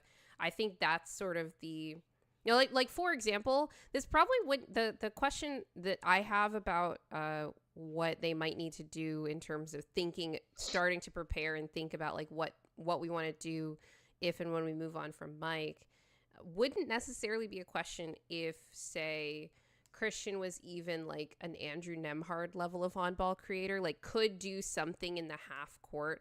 Nembhard obviously not as good a transition finisher as Christian, but like he can create his own midi in isolation, for example. He can drive in, he can kind of isolate someone and like drive and kick and get to the rim and and is like confident doing that. Maybe that's something that Christian gets to at some point in his career, but he's not like quite there yet. And maybe he does, develop into that level of sort of on-ball player. But you don't have that. You have Christian, who's like very much still primarily a play finisher in that spot, and Mike being like really just an off-ball player when you're talking about going against like serious defenses. So that it's like, okay, we need like something on ball coming from that wing position, and so that's where the sort of decision between the two, separate from the financial reality, which we're not going to talk about on this show because I don't care about how much the billionaires are making. So until this actually becomes a real question that could affect the roster, I'm not going to go into the financial realities of keeping both.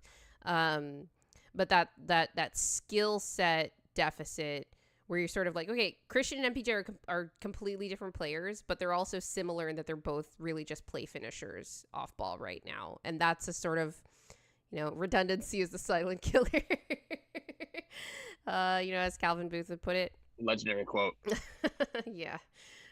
Seriously.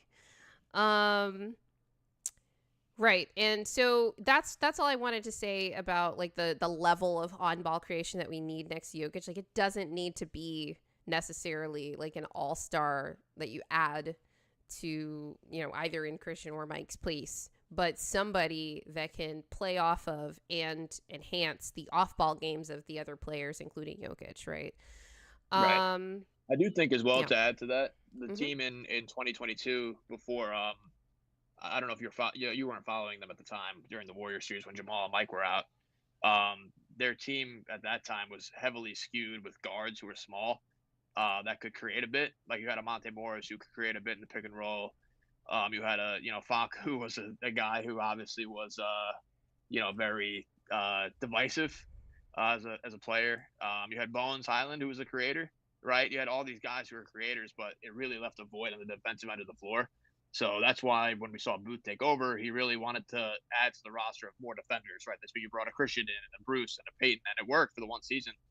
But after that, it got to be, a bit redundant as far as the skill sets were concerned. So, Yeah.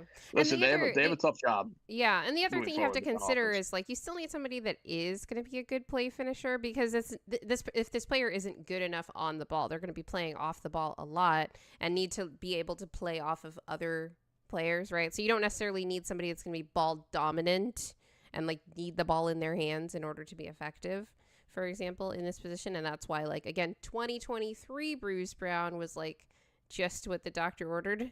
But, not saying that that's necessarily all they need right now. We getting a lot of talk from the chat on the Trey Alexander news. We will be addressing that when we get to our next section about internal development and what's going on with the Nuggets two-way situation. Last part I've got here on the offensive limitations of building around Jokic are, we talked a lot about the skill sets that you need to sort of build around Jokic, but I think the other thing we have to really address is like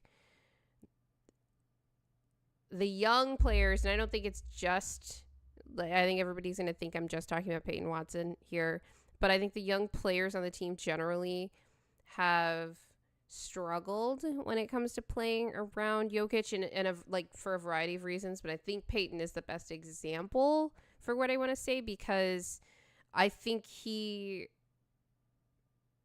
doesn't yet know what it is that he's good at, or at least like decent at offensively, right? And so you have like a player who's still sort of finding himself. So my question for you is like, how much experience or skill does a player need in order to be able to like fully experience that Jokic bump? Because at least in the playoffs, like Peyton experienced like the opposite. Yeah, and I think it takes a good amount of time. I mean, we saw Murray and Jokic develop their chemistry over the years. Adding Mike into the mix, it took him a while to try to get acclimated to fitting into the offense, and he was a guy, as we know, he was a guy who was, in high school, a top prospect, a guy who was on the ball creating, and then he had the back injury, obviously, which really, hampered his ability to self-create. But he did have to, fit Peyton into more had of a back catch and injury in shoot. high school? Oh, I was talking about Mike. Oh, sorry. Yeah. Go ahead. And then AG as well, him fitting into the team. I think it's taken a lot of those guys a while to really, like, get to the peak offense that we've seen in the past couple of years. And that's why I've been, kind of a bit hesitant. If you trade one of those guys and add another guy to the mix, it's going to take a bit of time to acclimate to, learning an offense around Jokic, because it's independent really of anywhere else in the league, right? Other than Steph, if I were to really, make that distinction, playing around Steph's obviously a learned adjustment. And I think with Jokic as well, just because they're so unique of players. But yeah, with Peyton, I think he's still trying to figure out his game. I just don't think he's a dunker spot player, which they've kind of resigned him to be a lot of the time, for better or worse. I do think that, the shooting has come around a bit this year, even though teams still probably won't. We saw in the OKC series are not guarding him really; they're letting him shoot. And I just think all around, I think it'd be beneficial moving forward for a bit more, I think, experimentation, honestly, with some of the ancillary players, because I just don't think it's healthy enough. Like, it's not healthy for Jokic or Murray to have this creation burden the past that's 2 a years. good point. That's a good point. It's not just the amount of minutes you play, but the type of minutes you play, and it has been like a very high creation burden for Jamal and Jokic, especially this past season. But even last season too, right? They just had like better play finishers around them last season. Right. All right. So let's talk a little bit about what I've got them in my notes here as Benjo. We've got Benjo, Jonathan. I heard Ben Wallace on DNVR. What is the ship name for Ben Tenzer and Jonathan Wallace? We need one name for the two of them, because they've done all of these media appearances together. Like you said, they're presenting this like very united front. Ben talked about how, you know, John is like one of his best friends, like all this stuff. I wonder if is there going to be a fanfic about a buddy comedy between Ben and John here? And okay, so we're going to talk about what their next steps are going to be based on, you know, what they've told us with what they want to add to the roster. They didn't give us an immediate answer on what they would do with the current open roster spots that previously belonged to DeAndre Jordan, Vlatko Cancar, and Russell Westbrook, though they did give us a list of their top roster priorities when they did that radio appearance with Altitude Sports, and they reiterated these things at that post-draft press conference last night. John said we have to get, quote, shooting with some size. So that was an interesting comment to me, because I read that as, if we're going to get shooting, we want to try to get it from like a bigger wing or a front court player. CT, how would you feel about, one, shooting being like top priority? Like they've reiterated shooting as a top priority in free agency. How do you feel about shooting as a top priority? And in particular, how do you feel about them sort of explicitly going out and trying to find shooting at particular positions, and really like the ones that are less common, because you more likely find shooting in like guards and like smaller wings, for example, than front court players, but they really want, it seems like, shooting with size. Like that was a very specific comment by John Wallace. Yeah, I mean, I think the most important, factor to add into this would be, for me at least, would be advantage creation, guards who can create rather than the shooting, but probably all ties together. We did our whole section about like, we think they need a little bit more on-ball creation, a little on-ball juice, some of that. That has not been listed any of the times that they've given their sort of roster priorities when it comes to free agency right now. So I'm really curious about what they do with that. Ben actually did say they are open to Russell Westbrook coming back, but that it was in a very like kind of vague like answer about these pending free agents here.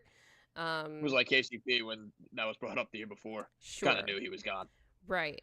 So I'm actually curious what they're gonna do when it comes to backup point guard. Are we gonna go into the season with Jalen Pickett as the only backup point guard here? You can't do it. We haven't heard anything about what kind of, to be fair, they haven't been asked specifically about backup point guard outside of being asked about Russ. So we're going to find out in the coming days what they want to do with that. But yeah, go ahead about the shooting. Just wanted to. When it comes to the front court, I think Holmes coming back will be an addition, even though he's coming off the Achilles injury. He was a guy, I don't know if we're going to get to that in the segment later on, but Holmes is a guy, for me, I scouted pretty extensively last year, and I think he'll add a lot as far as DHO option, guy who can run, as the, he can run pick and rolls as the big. He can also run pick and rolls as a lob finisher or a pick and pop threat as well. So I do think they were actually missing his offensive versatility this year. And if you look at the bench, right there, they don't have a lot of offensive front court versatility. Dario was supposed to be that guy, but he wasn't. DeAndre is too. Yeah, I mean, poor Vlatko is looks like it might be the end for him here. But oh gosh. But other than that, it's they didn't have enough versatility in the front court offensively, other than the starters, right? You can play Mike at the 4, and he probably is a bit more versatile in that aspect. AG at the 5 as well. But as far as like front court shooters, they don't have that. And Peyton, shot the ball percentage wise pretty good this year, but it comes to the factor of teams aren't going to guard. That's not like a thing you go to either. Right. Exactly. So if they could find somebody to play alongside Holmes off the bench, whether that's another wing, I do think they need a roller as well, like a rim roller. Yeah. So John actually made separate comments about this to Matt Brooks at the post draft press conference where he talked about the backup center thing. Like, I think they were asked like what they're looking for in a backup center. And it seems like they've abandoned the strategy that they were trying to go with last year when they got Dario, which was like, let's try to get a Jokic light for the bench. Because his comments were more about how, like, well, you don't play the backup center that much. So your second unit is probably just going to play very differently than your first unit does. And you're probably going to be getting a, quote, rim running, lob catching, like run and jump, lob threat, rim protector. Those right. were his words. Right. Mm-hmm. And that could be DJ. Like, honestly, it might just mean that DJ is back next year. Because I don't know who else they're getting for a minimum RTP MLE besides maybe Luke Cornett, which I would love to have on this team. Do you have any thoughts about backup center and those preferences, those priorities? Yeah, I think with Cornett, he's going to be a bit more expensive, considering they're probably going to want, I'd say, Bruce on that TPMLE, which I would prioritize Bruce over Cornett just because of, I think his skill set is more probably integral to what the Nuggets need than Cornett. But yeah, I think they do need a rim rolling big other than DeAndre. DJ's had I'd say a pretty positive Nuggets tenure for the most part. Yeah, I mean, Marvin Bagley wouldn't be a bad option.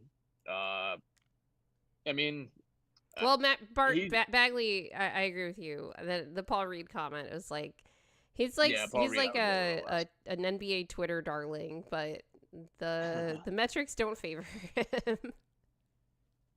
Yeah, I know there was an idea about the Drummond move, right? That it would be a Dario for Drummond swap. Basically, he just picked up his option today. Yeah, Drummond. He just picked up his player option today. That's definitely, but they said they're looking more at free agency than trades. But if they could look at trades a little bit and try to do something there, I think that would be good. Yeah, no, they definitely need to. The problem is the roster spot situation as well. They just have so many end of bench players who are still locked for another year, at the least, right? That they can't really get off at the moment. You look at a guy like Dario. You have Hunter Tyson on that list. Where's Embiid at? Where's Embiid at? Actually says, I take him over DeAndre Jordan. Who are you referring to there? Bagley. Maybe Bagley. I don't know about Paul Reed. Like, genuinely speaking here. I would try for Marvin Bagley. I do think in general, I'm unsure of your perspective on it. I think Adelman needs to restructure the bench offense as well. And I think if there is that they need to have one. Well, yeah, that they need to have a structure of like, are we going to run pick and roll? What are we actually going to run other than just Jamal create offense for us and hope for the best? I think there has to be some sort of structure. We had guys on the bench who could screen, because I feel like when it's like, okay, Jamal, like at least when DJ's out there, it's like, okay, run some pick and roll here with DJ. It's either Jamal or last year it was Russ also, right? Doing that. But without screeners, or especially when you have we had minutes where it's like, okay, it's got Hunter Tyson is on the floor and like Peyton's on the floor and like none of these guys are particularly strong screeners, and Jamal's like, okay, like we have, even when you want to run a set, there's like off ball screening that also needs to happen. So it's just really easy to key in on Jamal in those minutes when you don't have guys that sort of know what to do.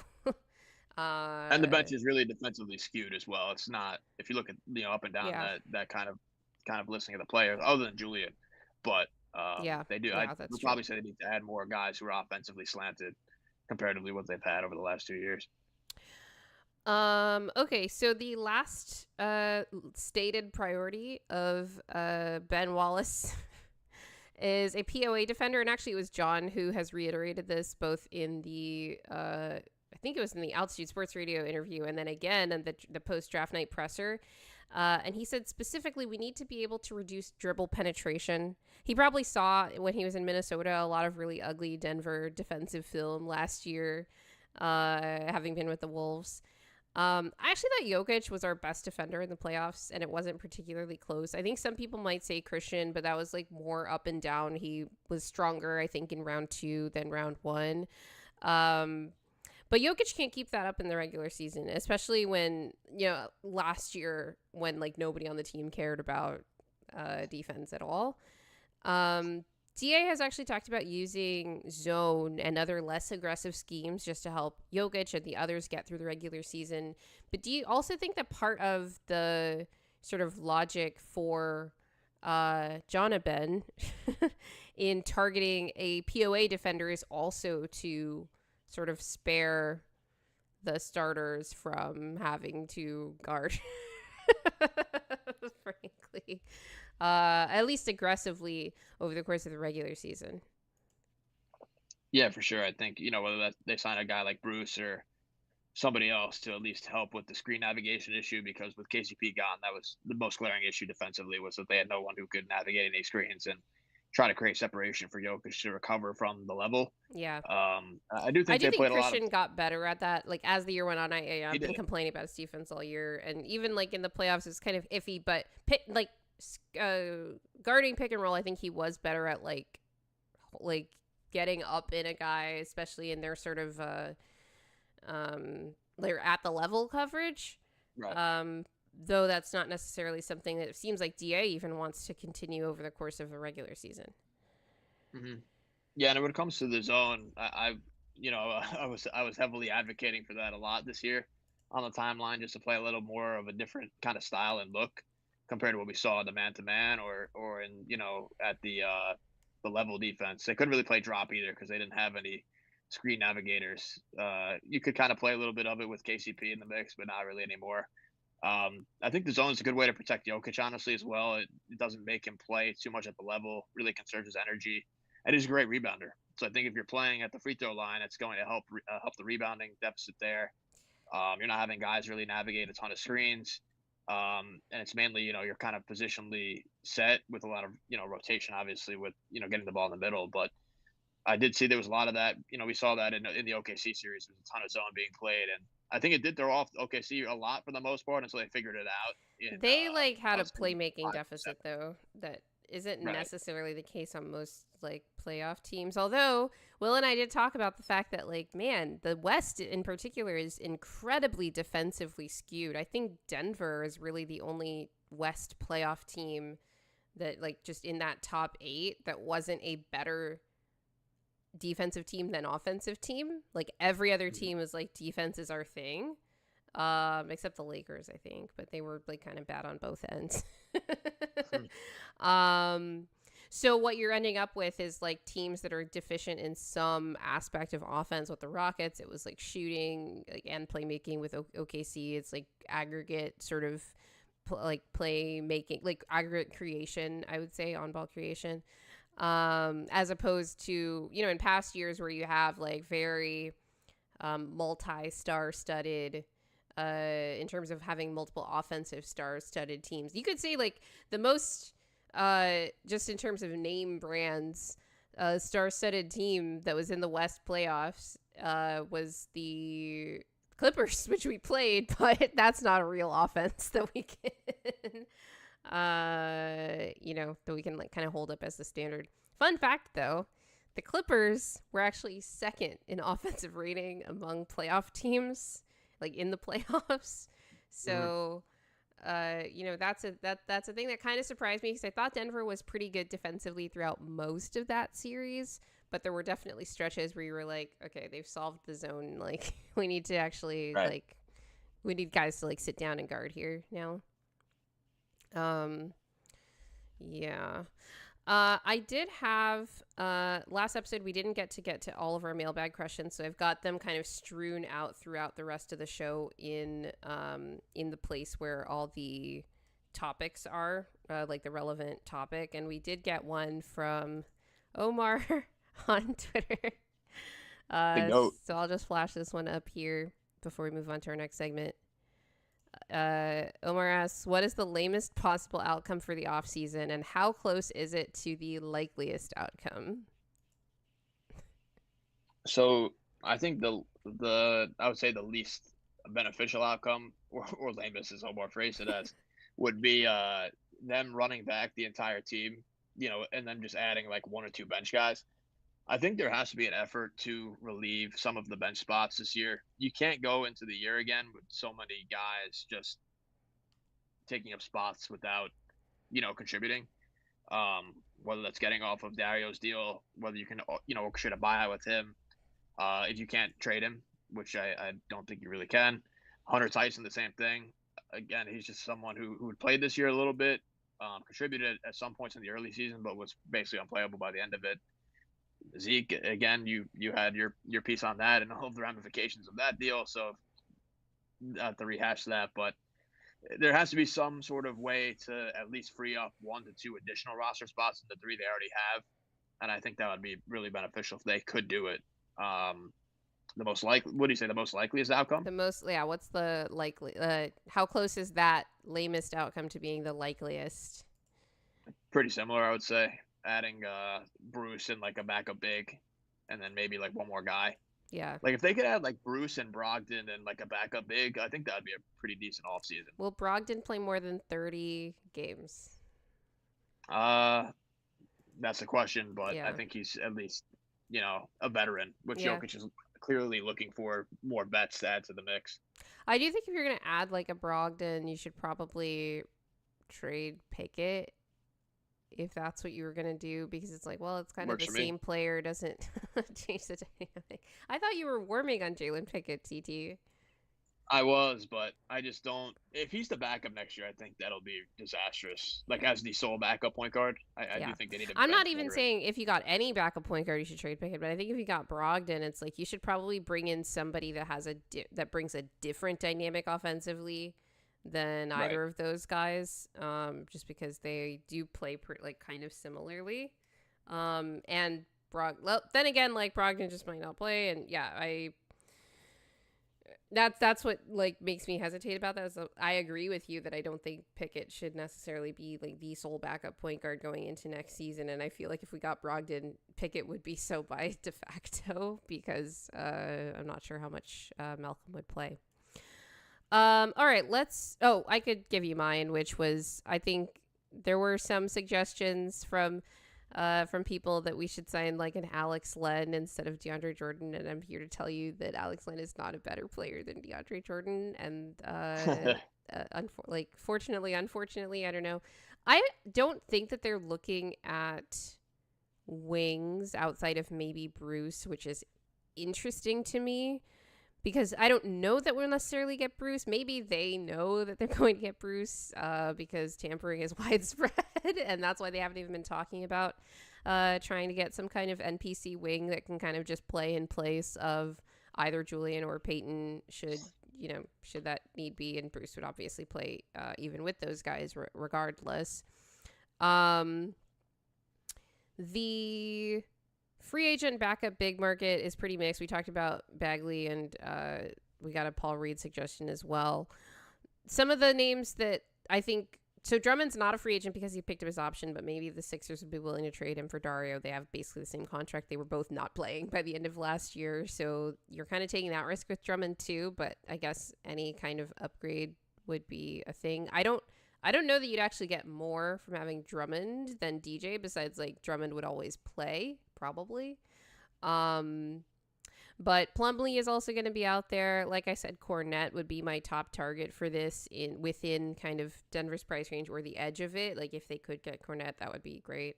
Or Gershon Yabusele also. He's probably going to get paid a little bit more than a minimum, which he was on with Philly last year. And I was like really annoyed because it was so apparent that he was going to get a deal from somebody after the Olympics. And then Philly just swooped in and got him. Like, Denver, like, come on, it was right there. But they didn't have roster spots. So now they do. And I think Cornette and Yabusele are probably top of my list for that backup big spot, especially because Yabusele can shoot, so he could play with Jokic also. Yeah. All right, let's move on to the next topic here, which is on internal development, which we have a lot of quotes from Josh and John and Ben on. I hope you're staying with me here, CT. I'm good. All right, good. We actually have another mailbag question that I think leads us into this segment nicely from Mile High Pete, who asks, what should the Denver Nuggets number one priority be this offseason? And he added, besides hiring a GM, of course, because this question was submitted before we got the announcement of Ben Tenzer and Jon Wallace getting their respective executive positions. So I'll let you answer this one, and maybe yours has nothing to do with internal development, but mine did. So I said for here, the organization needs to set a standard. They need a rubric by which to evaluate both different players and different sort of segments of the roster, as well as the roster as a whole. Because last year, despite the sort of more inspiring, like, last gasp playoff run, the last season, like this past season, couldn't be really seen as anything besides like a complete shit show relative to the expectation that this team had. They cannot finish another season not knowing or being wishy-washy about which players or segments of the roster, as I alluded to, they want to invest in, right? When you're trying to maximize Jokic's prime. First thing that I'll get your opinion on here, CT, with respect to this, is that Josh told Altitude Sports Radio in his interview following the introductory press conference, quote, "Whether you're talking about players as human beings or you're talking about players as assets, you need to be able to use them either on the court or move them for an asset in the future." CT, does that signal to you that there is perhaps more willingness to think about parting with some of the young players? I don't know if Christian would even be in this category anymore, but Christian, Julian, Peyton, in addition to Pickett and Hunter, should they sort of garner some kind of trade interest around the league? Yes, I think answering Peter's question, I think restoring the balance between veterans and young players is probably number one priority, I think. Jokic, he was clearly frustrated with the abundance of youth on the roster. I think that was pretty apparent. And I think if you can maybe... Abundance of youth. Yeah, that's what it was. Abundance of youth on the roster. So I think if you can maybe restore that balance a bit. And I tweeted, about it earlier in the, offseason when the Nuggets got eliminated. I would be in favor of keeping, and it's not just because I advocated for these guys to get drafted. I think CB, obviously, you want him back because he was productive, really stepped up in a starter role. And then Holmes, and then as well as Strawther. I think those three guys are pretty beneficial to the team. And then Peyton with his extension coming up is definitely a question if they're willing to pay him or not. And then Pickett and Hunter, I think, are guys who are more so on the fringes than the actual rotation. And I know Pickett played a pretty decent role last year at times, but I do think that they have to kind of restore that balance between veteran bench pieces and just having young guys filled out throughout the roster. Because I think you had said it as well, they have 6 rookie scale contracts on the team at this point, and that's making up a good chunk of the bench. So if they were able to swap out a couple guys for vets, I think that would be pretty important. Yeah, no, I actually agree with that. And one of the things we talked about on a prior show, I think it was with when we had Jeff Morton on, that one of the things that has been impeding the development of these young players is having too many of them. Not because they're fighting for minutes, because the ones that are the priorities have been getting the minutes that they otherwise need. But when you're talking about playing in lineups where you've got multiple young players that are all trying to figure out their game, and not necessarily have sort of worked out supporting or complementary skill sets to each other, that's difficult for any sort of one of them to develop to their potential. For example, like the example I gave when we talked about it then was like Peyton needs more shooting around him, and we have like very little shooting on this roster. Julian needs more defense around him, like particular kinds of defense. He doesn't have as many players that can cover for him as he did even last year. And that was like a thing. So that's like sort of what I'm talking about. And I think that goes along with what you're saying about needing to get more vets on there. And that could actually, on the whole, like on net, improve the internal development of like the players that we want to prioritize in that sense. We also got this great comment from Trenton who says, there's no limit on what these owners can spend on trainers, facilities, or the resources. The cap and aprons are one thing, but those are limitless. The stories about the Nuggets practice facility and the cheapness of the Kroenkes when it comes to everything outside of really like their top players' salary. These are endless endless stories, and that's definitely maybe something that they will look into as they venture into on a journey where internal development is like the pinnacle of what they're trying to achieve. There was actually a question from Katie Winge during the introductory press conference about whether they would be adding more people to the front office staff. And that's not necessarily player development people, but as these questions and the questions about like what's going on with Adelman and his like assistant coaching staff search, etc. Josh's answer was like, well, we've got a lot of talented people here already, we'll look into things, but we've got a lot of talent here already, so we're gonna focus on that. It was like it's not very encouraging in terms of the approach to like where the financial investment's going to be in these things, especially if this is like, well, this is what we're doing. What we're doing is internal development. We're not going to look to build out the roster too much in a lot of other ways. We just talked about some of the priorities that Ben and John have in the free agency, but the free agent class is, limited as we've discussed, not just because of Denver's resources, but this particular free agency class itself is limited just because so many guys are just kind of extended with their current teams. And so you got to be able to look to trades. In order to get to that, you'd have to have your young players have attained some kind of market value. I have a note here actually on what the priorities for the players should be too. Going into next season, just in response to Pete's question. So for the organization, it was set a standard and like decide like how you're going to evaluate these guys going forward and like for trades or keeping them or whatever. For the players, I wrote they need to decide whether they're going to give a shit, because that was really like the main thing with last season, and we didn't see them start to do that until the playoffs. Right. And I have like a couple of like particular notes for particular players. Since we're on the topic of internal development, we've got Peyton Watson here. Is he going to do the things that he needs to get better and be the kind of player that, that Denver paid spent a future first round pick to draft, right? I think that you shouldn't put this kind of pressure on young players, to be clear, because I think they need time. I think John Wallace actually said this I think it was in the intro presser where he said like the best thing, the best thing for development is just time. And it's like, well, we don't really have that. Right. But we did put this kind of pressure on Peyton, and he's got it now. And now he's in a contract year also. He's extension eligible this summer, and I'm not sure. We'll get to Christian. Actually, Christian's extension is my next note here.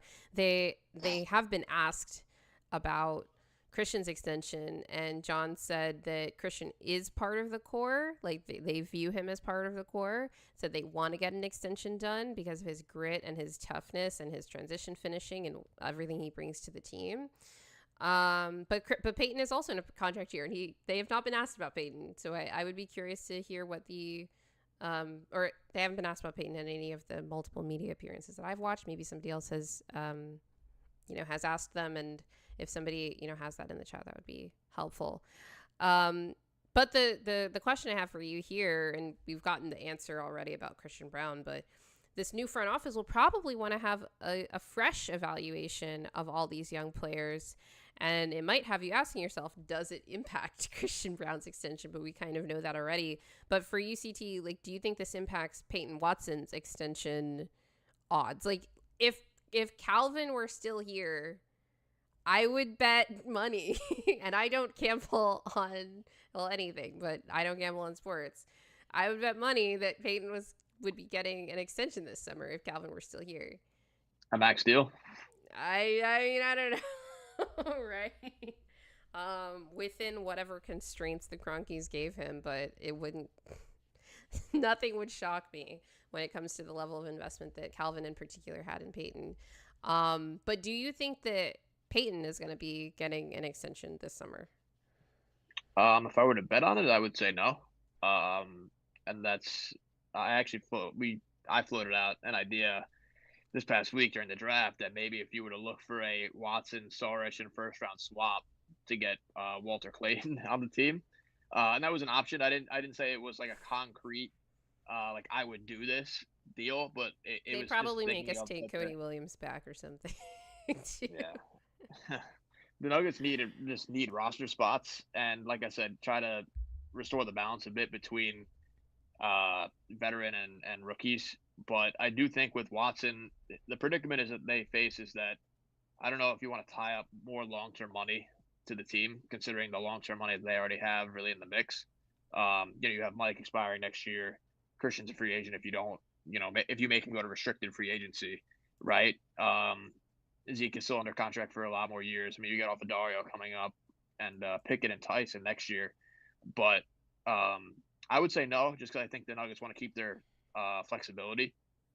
And also, I do have a point about that draft kind of philosophy that the Nuggets don't really let their free agents hit restricted free agency. They only extend them. And that's a lot of it is due, I think, to good faith as far as like these are people we value in the organization. We took a chance on them. They like being here, so let's extend them. And I do think moving forward, I think the Nuggets have to have a bit more of a intentional shrewd mentality. and a shrewd approach. Yeah. Yeah. No, intentional sounds a lot less. I don't know. Vicious. Less blatant. I don't know. Less Yeah. blatant than shrewd. Yeah. But I do think they need to be more shrewd with these things, and we're gonna these extensions are gonna be the very first test of that, I think, for Ben and John here, about what their philosophy is going to be with these things moving forward, even with players that you value highly, right? Mm-hmm. Right. So they haven't been asked about Peyton. The note that I have here, let's talk about Jamal Murray, because it seems like John was brought in because of, in part, his relationship to all the players here, or most of them, because he has worked with the Nuggets before. So my priority for Jamal Murray coming into next season was don't come into the season playing like shit. I'm a huge Jamal Murray person. Go check my Twitter banner, all this stuff, right? But obviously what happened last year, the way he came into the season, again, was unacceptable, regardless of the Olympics and that whole offseason and all of that stuff. The floor was just too low. Like, I'm not saying come into the season playing, at your peak or even near it, but he was struggling a lot to start the season, and it was not good. And a lot of it did have to do with conditioning, as we saw, because of how he completely turned it around in the second half of the season. So going back to the press conference for John and Ben, John actually lit up in the press conference when he talked about his motivation for coming back for Denver, one of them being the ability to come back to Denver.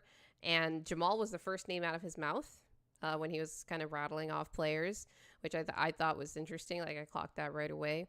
He mentioned in his Altitude Sports Radio interview that, quote, Jamal knows what he needs to do, but John sees it as his job to, quote, challenge him a little bit. And, hopefully that's a lot of bit. I think a lot of people would hear a little bit and be like, another Jamal coddler, which who knows, maybe.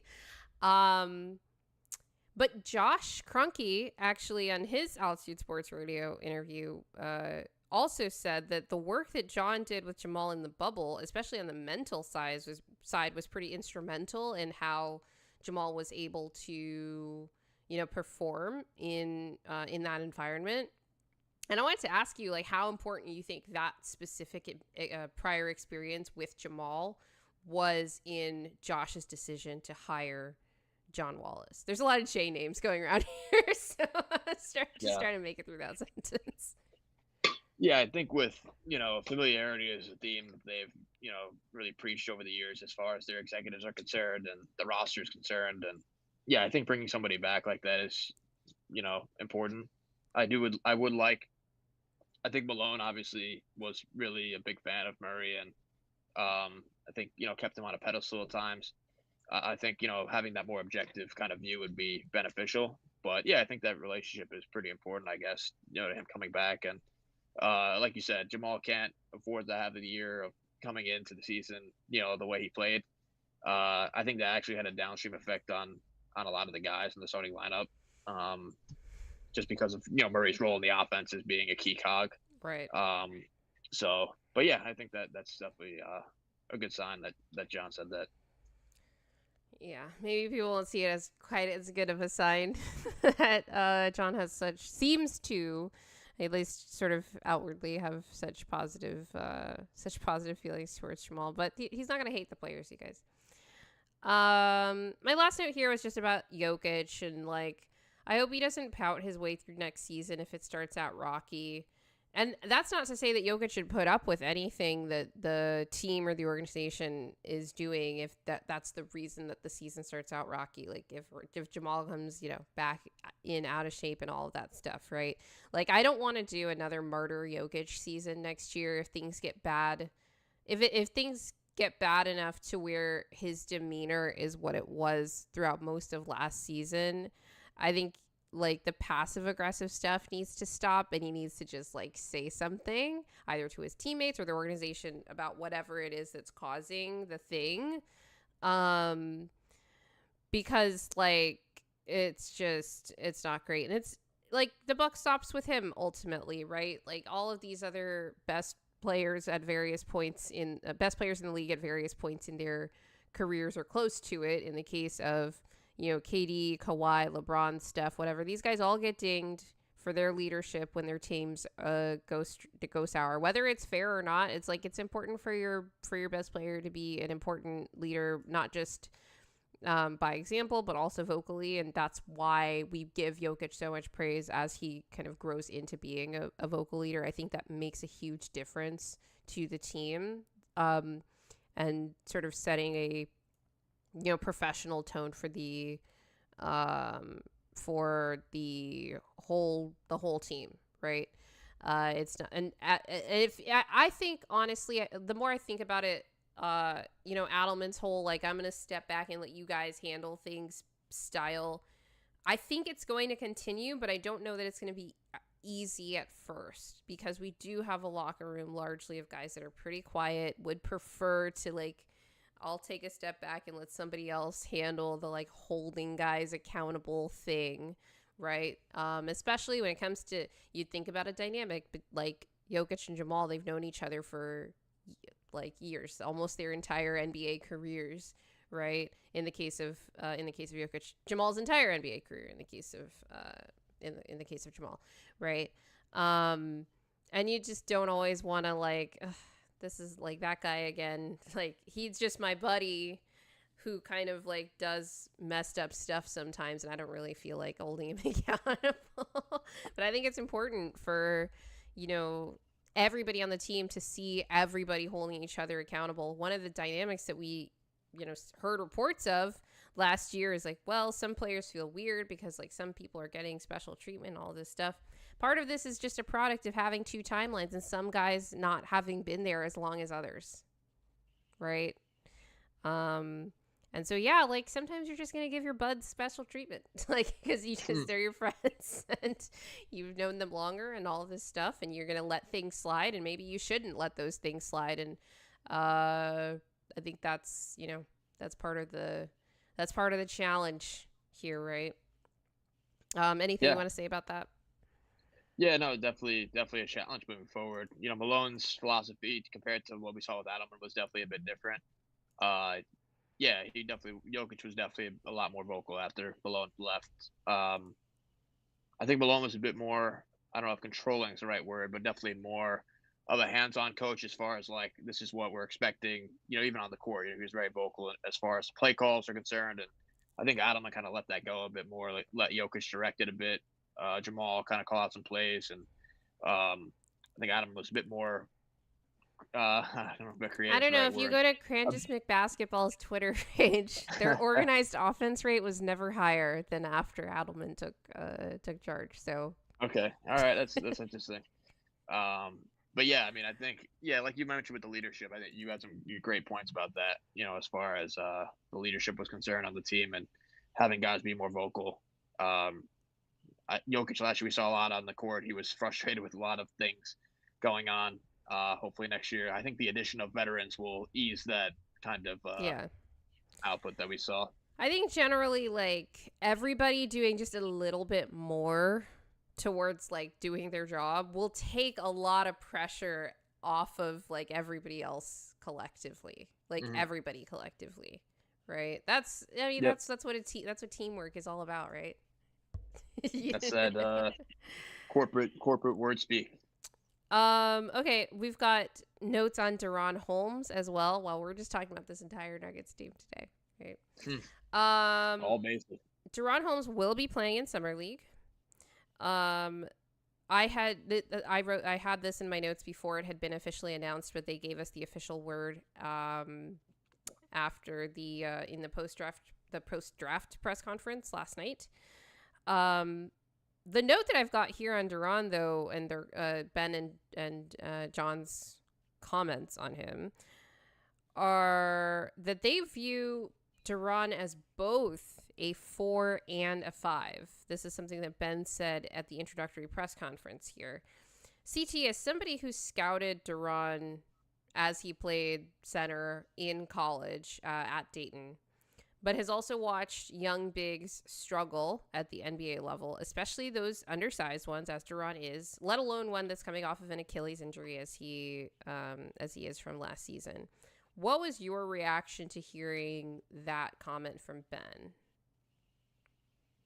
Yeah, I agree with his comments, actually. I think he can play both the 4 and the 5. I think DaRon's strengths offensively are more amplified if he's playing the 5. Because he could operate as a pick and pop threat. He can take bigs off the dribble. He can also run pick and roll. He's pretty advanced as a ball handler as far as running inverted stuff as well.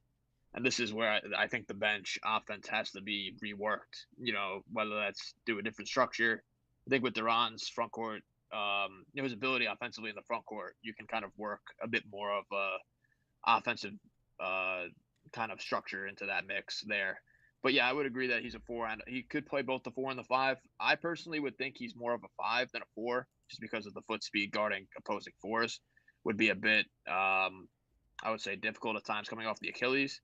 I think if he's playing the 5, he's more ground bound and kind of reserved most of the paint, playing as a, in drop, playing at the level as well. I think in drop coverage, he'll be pretty good as far as being able to, play both. The lob threat and the guard in that way. But he actually has shown a bit of ability to switch too at times. So you don't know his wingspan off the top of your head, do you? I believe it's over 7 foot. Okay.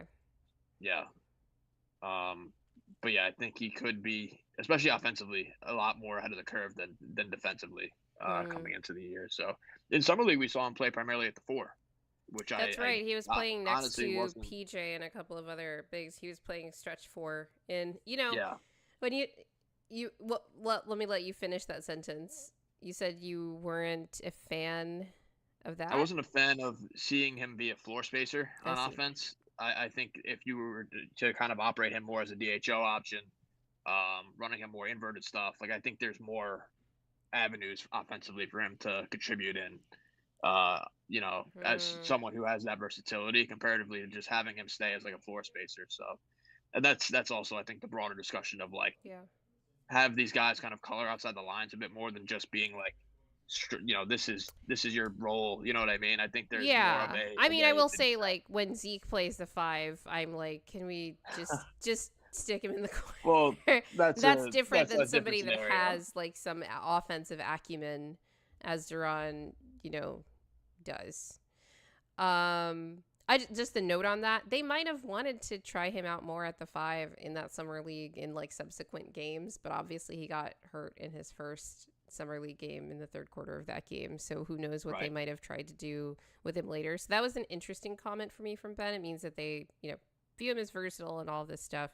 I was more worried though in my initial reaction, because I was worried that they viewed him as he's going to be our backup center. Although Ben did say in that same press conference that they were not going to try to rush him back, that he was going to play Summer League, but they weren't going to try to rush him back. And I'm sure, like, DaRon seems like the kind of guy who's probably in a hurry to get back to playing basketball as soon as he can after his Achilles rehab. But one of the things that, again, that goes toward this concern was a question that I mentioned earlier that John got at the post-draft press conference about the backup center role being more of a, quote, run and jump, rim protecting big. And I was sort of worried, like, do they see DaRon as that guy because they see him as both a 4 and a 5?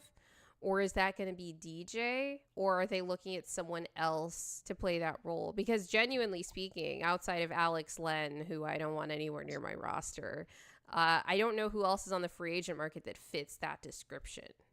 And I would worry if we're immediately throwing a rookie, because he didn't play his rookie year, coming off of Achilles rehab into playing backup center as an undersized 5. How about a Zeke and Holmes front court? I think you need to put DaRon with a real 5. I think you need to put Zeke with a real 5 too. I think you need to put DaRon with a real 5 right now because he just needs more protection from having to really take on a lot of the heavy duty lifting of a center role right now. I think Zeke needs to be paired with a real 5 because he's such a terrible rebounder. Right. Yeah. So I actually like MPJ and Holmes together. I think offensively that could be pretty potent in the front court. If you're playing DaRon at the 5 and MPJ at the 4, I'd like AG and DaRon a lot as well because AG and DaRon could be an interesting combo. That's for sure. Yep, you can have AG operate as a roller at times, or with the shooting now you can run some pick and pops with him as well, and have DaRon rolling. So I think that versatility is pretty needed next year moving forward. Which he was a big loss last year, Holmes. Like I know he was a rookie, but as far as like his offensive versatility coming into the league, the Nuggets just didn't have a guy like that. So hopefully he could come off the injury and kind of contribute. Yeah, no, totally. All right, let's talk a little bit about the draft and what the Nuggets did on the second night of draft night, because they actually did sign some guys, and we've got some news on that front with a roster change here. We'll get into the draft itself a little bit more deeply in the next segment, but obviously Denver did not trade into the draft. Ben and John said they got, quote, moderately close to doing so. When I don't remember who said a quote, I'm just going to say Ben and John said it because they're one person right now. They said that they got close to doing so at different points in both drafts. Some people took the moderately close comment as like they weren't really trying to get into the draft. I don't know that they were like actively trying and like just failed. Like trying really hard. I think but the fact that they said they were close at points in both drafts tells me that there were like opportunities that they probably were like maybe enticing ones to them that they, tried in. I obviously didn't try hard enough to get in because they didn't, but that was, just a note that I wanted to make. John said we have, quote, a stable of young men ready to play. So horse analogies, Jokic is going to love that. He definitely didn't even hear the quote. Yeah. No, he definitely didn't. I bet people were asking if they asked Ben actually in this press conference whether anybody talked to Jokic about Josh's comments in the trade 15 comments or whatever. Ben was clearly very annoyed at having to clean up Josh's mess on that. Also, it was like the end of draft night. I'm sure he was tired, but he seemed kind of cranky. But my thought was like, Jokic was not watching this press conference. Okay, like Jokic is probably still rafting to this day, enjoying every last second he has before he commits to Team Serbia for Eurobasket, which is not official, by the way. But hopefully, I'm kind of hoping. Part of me is hoping he does so that I can cover Eurobasket. But the other half obviously wishes Jokic had like one full off season ever because he just hasn't in like 5 years. All right. So stable of young men ready to play. They felt that they've got enough young guys right now. I kind of agree with that assessment of the roster. It seems like you do too. the only reason that the only way it would make sense to really trade into this draft is if you were consolidating some of the youth on the roster in a trade for a draft pick. They didn't do that, obviously, right? I was kind of hoping for that kind of consolidation move so that we could create roster spots, as you also suggested. But they did sign a new two-way contract. Tamari Bates out of Mizzou. I'll let you start talking about him a little bit while I bring up the clip of his highlights here. Yeah, I had a second-round grade on Bates on my big board. I had him in the top 60. Mm-hmm. There was a guy in Missouri who primarily played off the ball. I mean, he could create for himself a bit, but he was 50, 40, 90 guy at Missouri, so he's, very efficient. Shot 37% from three, or 40% percent from three on 4 attempts a game. So not really too much volume, but some decent volume there. Guy who can get to a shot a bit, but primarily off the ball for the most part. But the Nuggets are looking at shooters. It looks like backcourt shooters. Because they signed Curtis Jones as well, and he's a good shooter. Jones is more of a guy who can create off the dribble for himself than Bates, but Bates does have a bit of a creation, to his game and can score for himself. So I think that's pretty decent, kind of gamble to take. And we saw they're not bringing back Trey Alexander, so I guess that kind of factored into the equation there. That was my thought when we got this signing, but we got the confirmation today. Vinny Benedetto actually tweeted out during this show that Trey Alexander will not be coming back. I thought that was interesting because of comments that Ben had just made a couple interviews ago. One of the interviews this week about we found Trey, he was undrafted, and then he became G League Rookie of the Year. So maybe getting compliments from these guys is the kiss of death. Is they're just trying to be nice on the way out. And then they signed Tamari Bates. Thought it was interesting. It's okay, a guy from Mizzou. Why don't you share your comp for this guy that I was just playing some of the highlights. Was there anything in particular you wanted me to hone in on these highlights, by the way? For Bates or for Bates, Jones? yeah. Yeah, I mean, he's just a guy who can create a little bit for himself, but mainly a guy operated off the ball. I heard that he had was Bates the super efficient one who finished the season 50, 40, 90? Yes. And is a really good shooter because he led the NCAA in free throw shooting, right? Percentage? Yes, he shot I think 90. It was 92% or 93% or something around there. Yeah, he was very efficient from the line, which obviously bodes well for your shooting projections. Right. Just from a scouting standpoint, but yeah, I mean, Bates was a guy who played on multiple NCAA tournament teams at Mizzou. He actually started his draft process at the Portsmouth Invitational, which is a invitational for seniors who are in the draft. So he was at Portsmouth first, and then he worked his way to the G League Combine, showed out at the G League Combine, and then made it to the regular NBA Combine. So he's a guy who actually did improve his stock as the process progressed, which is pretty impressive. Because not a lot of players similar to really Hunter have done Tyson. that. Yeah. But pretty impressive kind of trajectory there for Bates. And he's a guy who also can play defense as well. He's not like a, stopper type, but I think he does scale a bit better than Trey. I think he's a bit taller than Trey. Trey's 6'4", 6'3", and He's Bates is 6'3". a solid Bates is a solid 6'4", 6'5". So yeah, a little bit bigger on that front. Was Will Parton your comp for this guy or the next one? It was mainly for Curtis Jones. Oh, yeah. Okay. Yeah. Okay, Bates is more of a I don't even know who to comp him to. I'm pretty bad with the comps in general, but guy who's 3-and-D kind of guard. Okay, cool.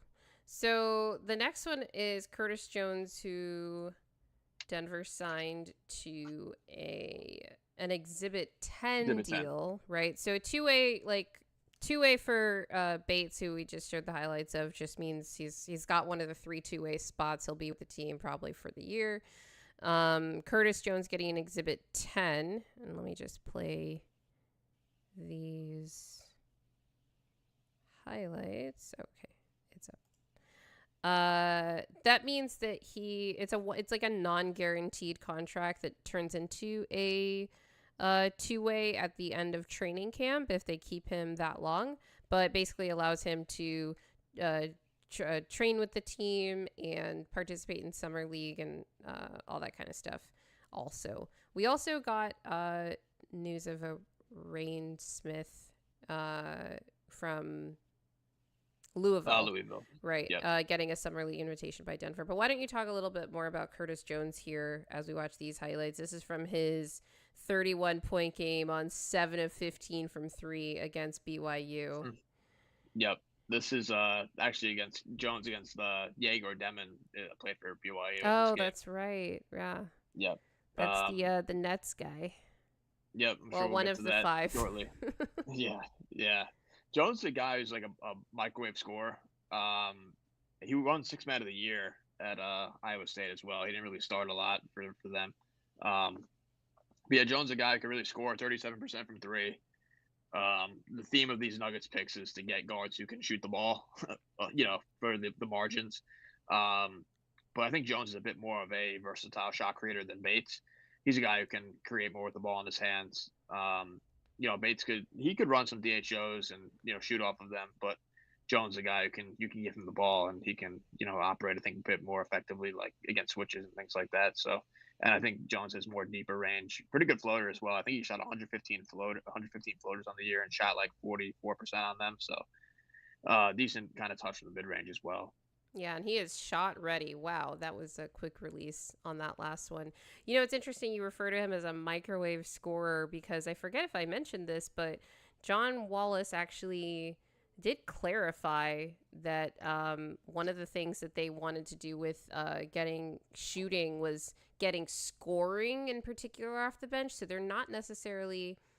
Now, this is a guard, so this is not shooting with size, as I talked about that he alluded to prior. But they want somebody who's a little bit more versatile when they talk about shooting, which maybe adds to what we're talking about with like having more sort of off the dribble like creation chops. But I don't know how much playmaking you're going to get out of that too, especially like we're talking about like we need a player who's like big and can shoot and it's kind of a versatile scorer, but also we have to get them off of the free agent market with less than $5 million. So that's tough, and that's one of the reasons that it's a bit discouraging to hear that they're only looking or mostly looking to improve through free agency as opposed to trades.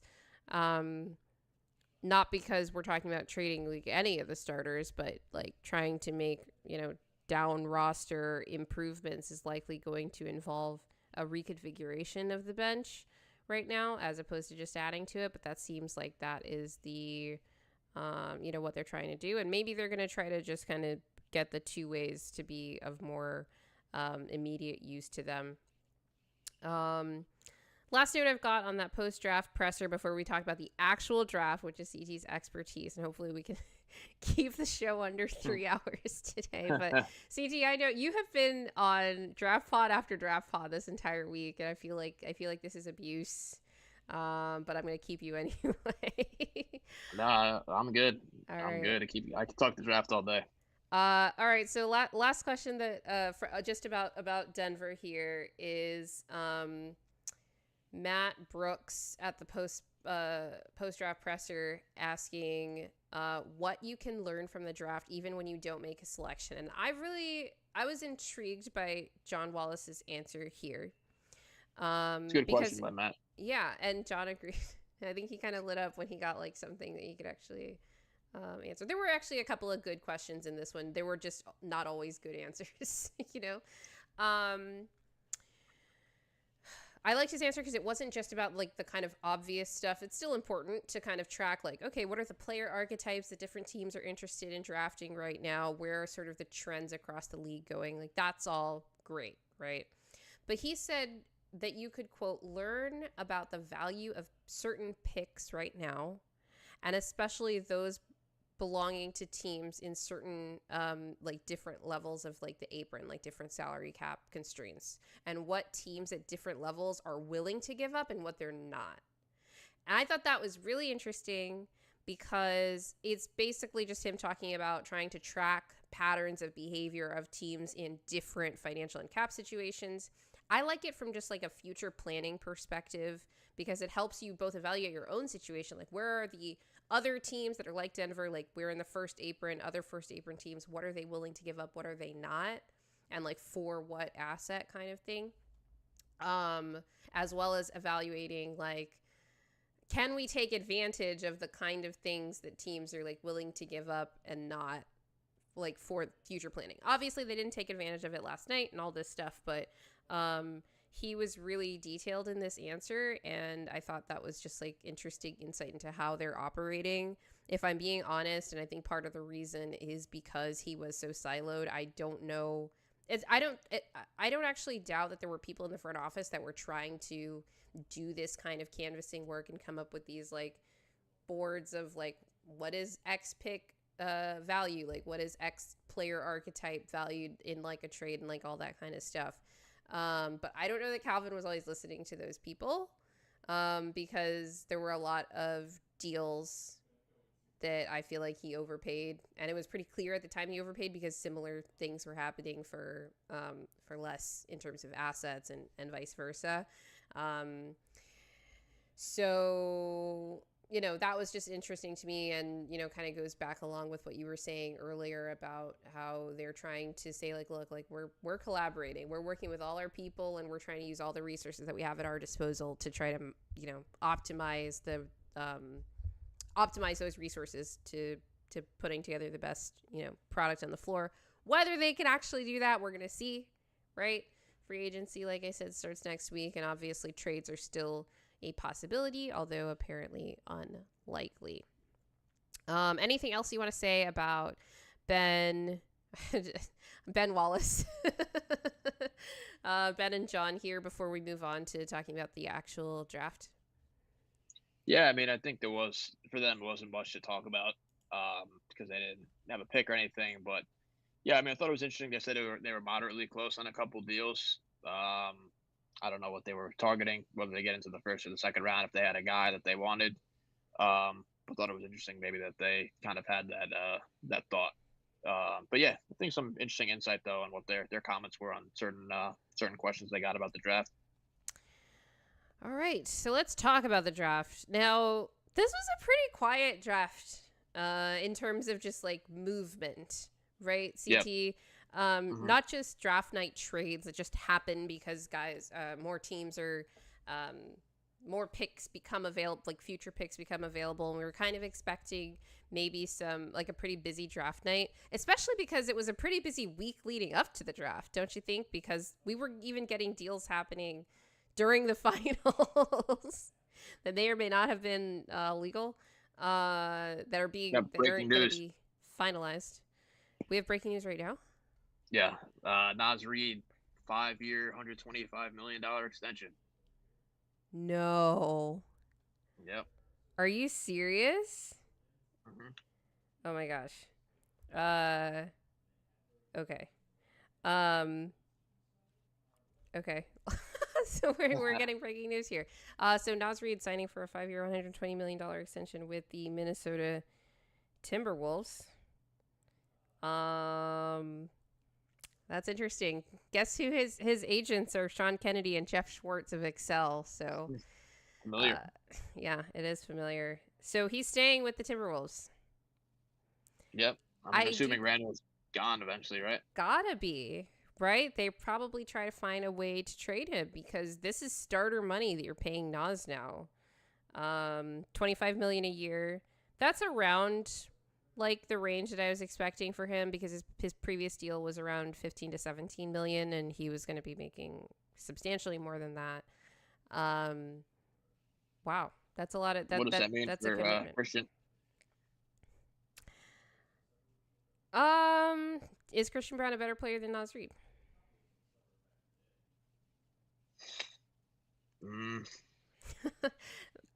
Close. This doesn't change my evaluation of how much they sort of cap should be on Christian's money, if I'm being honest. Yep. So there's the breaking news for you guys. See, this is the stuff that the draft gets interrupted for. It's just not until the day after when we're talking about the draft, right? So you mentioned Harper. Did you say Harper, or we didn't get to that yet? No, we didn't even get to talking about the draft yet before. I thought you might have mentioned him while I said that. Okay. Right. So yeah, big news for the Wolves. My immediate reaction is they're probably going to try to trade Julius. Be interesting if they extended him too. Like, I would just be interested. This, you know what this does mean though, is that they're probably not keeping Nikhil. Like, I don't see a situation where they keep Nikhil. It was probably, there was like a slight possibility before, if Nas had maybe gotten a little bit less and they'd figure out a way to move Julius and all this. But I think they're going to try to stay under the second apron, and this probably means that he's gone. So yeah, that's my immediate reaction to this news. I can't remember the last time I got breaking news during a show, so I don't know how to act. Get the clip ready. All right. Let's talk about the actual draft, like I said. So some of the moves that were expected on draft night is obviously Cooper Flag goes to Dallas, Dylan Harper goes to the Spurs, right? My question on the Harper pick, which wasn't surprising that the Spurs took him, but one of the pieces of buzz is like, well, if they go with Harper as opposed to trading the pick, which was also apparently on the table, in like rumblings for Giannis kind of deal, is what would his fit with De'Aaron Fox look like? De'Aaron Fox is actually extension eligible for a max extension, I think a 4-year max extension this summer. Will the Spurs give Fox a max extension this summer, and should they, is my question. I would not. I think the Fox move is actually premature. Just where you see Wemby is at right now as far as his ability to compete as, one of the better players in the league. I think they probably could have held out a bit more as far as getting a better player than Fox. I think the Harper fit is definitely odd because you need Harper to play on the ball. He's a guy in college who had he shot 65% at the rim, I think, around there on 156 attempts. So really efficient as far as a guy getting to the rim. Really good operating out of pick and rolls. Really a good ability to split pick and rolls. He could play off the ball a bit. I think on 50 or so attempts, he shot 37% from three. So he could play off the ball at times, but you do primarily want Harper as a guy operating on the ball in and out of pick and rolls as well. So yeah, I mean, I would assume that they look to flip Fox. I think that's definitely a possibility with Harper in the mix. But I actually like their kind of core right now with Castle and Wemby and Harper. But we'll see if they're kind of on a contending timeline or they want to take it slow with the youth on the team. Yeah, for sure.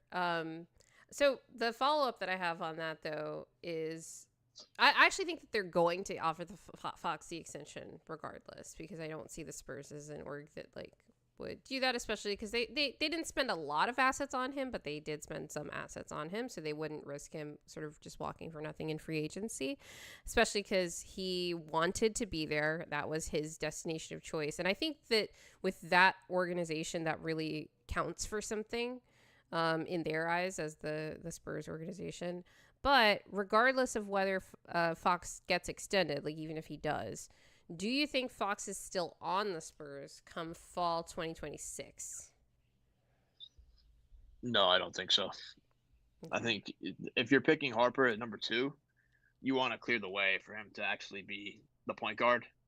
With Fox there, I think that kind of inhibits that growth from him. So I would assume that he's dealt within the next year and a half, if I were to bet on it. Yeah, I definitely agree with that. All right. Next big piece of sort of lottery news here was Ace Bailey getting drafted by the Utah Jazz after his agent, his representation, told everybody and their mom not to draft him. And Danny Ainge just saying, I don't care. I don't give a fuck if you want to be here or not. So my question for you is, who should I feel more sorry for? Ace Bailey for being drafted perhaps a little bit below his draft pedigree and ending up in Utah, or Walter Clayton Jr., who was probably drafted a little bit above his his draft pedigree, and ended up in Utah. Yeah, I mean, I think it's just in general, it's a tough developmental spot for prospects, because it's tough as far as the combination of like established veterans, like you have a Sexton, a Clarkson, a Lowry, and you have a lot of youth on the roster, like a Keontae. You have Isaiah Collier, we talked about last year on the pod. You have Cody Williams, who they drafted, who unfortunately didn't have too great of a rookie season. With Ace, I actually think he got picked above where he was projected to go. I thought he'd actually slide on the board a bit more, because he was trying to get to certain spots, whether that was like a Washington. I know Brooklyn really liked him a lot, so maybe that was another option as well. But yeah, Utah picked him, and Ainge is not going to budge from his stance of you're going to report to the team. So, I mean, probably Clayton going to Utah just because of like the guard room there. It's going to be tough for him to maybe get a lot of extensive minutes, but I'm assuming that a lot of those guys are dealt. I would guess that Sexton or Clarkson is dealt within the next month or so. Yeah. It seems like what's Danny Ainge's son's name? Is it Austin? Austin Ainge, the new GM over in Utah. You know, ever since he made those comments about how they're not going to be tanking next year, I've kind of been wondering, like, okay, are they going to make actual moves to get better? And these comments came after the draft lottery, I believe, where they knew that they weren't going to be in like a top position to get either Flagg or Harper or someone even in the top 5. But Ace Bailey is kind of top 5 talent, at least debatably, even if you're rather low on him for a variety of issues that he has to kind of keep working out in his game. He's got the kind of upside, top 5 upside, at least in this draft, right? So yeah, Danny Ainge was just like, nope, we don't care if you don't want to be here. You're going to be here. And there was a whole reporting storm today about how he wasn't reporting to Utah, and then there was a lot of backlash to it. And then Draft Express reported that his representation said that he will be in Utah this weekend. So weird situation. I don't really like how anybody's handling it, if I'm being honest. But obviously, if you're a franchise like Utah, you got to do what you got to do. Like, you draft the best player available and all this stuff. And frankly, like, Ace Bailey, I don't think it was smart of his representation to tell all of the top 5 teams not to draft him, if only for the reason that the total earnings on that first rookie contract, the gap between like $40 million. like between the third pick and even where he ended up is pretty substantial. Yep. Yeah, definitely poor navigation of trying to get to a certain spot. Yeah. His agent actually is Sharif Cooper's dad. I don't know if you remember, Sharif Cooper was picked in the 2021 draft, I want to say, and he went a year earlier than I think he was supposed to, and I think he's now in the G League. So interesting kind of connection there. Yeah, definitely. All right, moving along to, I'm gonna skip a few spots here, going all the way down to the Phoenix Suns pick at 10, because this stream is going quite long. Let CT go home at some point. But I'm good. Well, it's fine. If you guys want to hear about like more detailed stuff about like almost every pick in the draft, CT was on a great stream with DNVR on night 1, and then you came on for a show in night 2, and I was definitely consuming all of that because I did not have as much draft content consumption this year because Denver didn't have a pick. So I was like, catch me up. Everybody just catch me up on who these guys are and all that. So the Phoenix Suns picked at number 10, and they chose Common Malawak. Right. Yep. But they also, right before, it was very confusing. So we didn't know, like, are they picking at number 10? What are they doing? They traded Mark Williams. They traded for Mark Williams from the Charlotte Hornets. Right. And allowed Charlotte to trade into the draft. It was weird that this happened at the same time that Phoenix was picking their draft pick, because none of this was contingent on each other. But in this trade, Charlotte got the number 29 pick in the draft that Phoenix had, and then they chose Liam McNeely with it. Basically, they also got Micic's expiring contract basically because he had a team option on it. They had traded Micic to the Suns at the trade deadline, by the way. So Charlotte. I doubt he's on the team. You're what? You I doubt he's on? Yeah, that team option is getting declined for sure. Yep. Is Micic an option for the Nuggets? Yeah, basically. Yeah, and Mark Williams to Phoenix. What was your thought first on the draft pick, but second on the trade? And they are separate, but Phoenix is clearly trying to stock up on their front court depth. So the pick was A+. I had Malowacz as a top 7 guy on my board. Dynamic lob threat, roller, a really good shot blocker. Guy who's an improving offensive player, but his main calling card is on defense. I actually think he's going to be able to shoot eventually as well. So I really like the pick. But yeah, the Williams pick is definitely, or the Williams trade is questionable just because you drafted Malowacz in the top 10.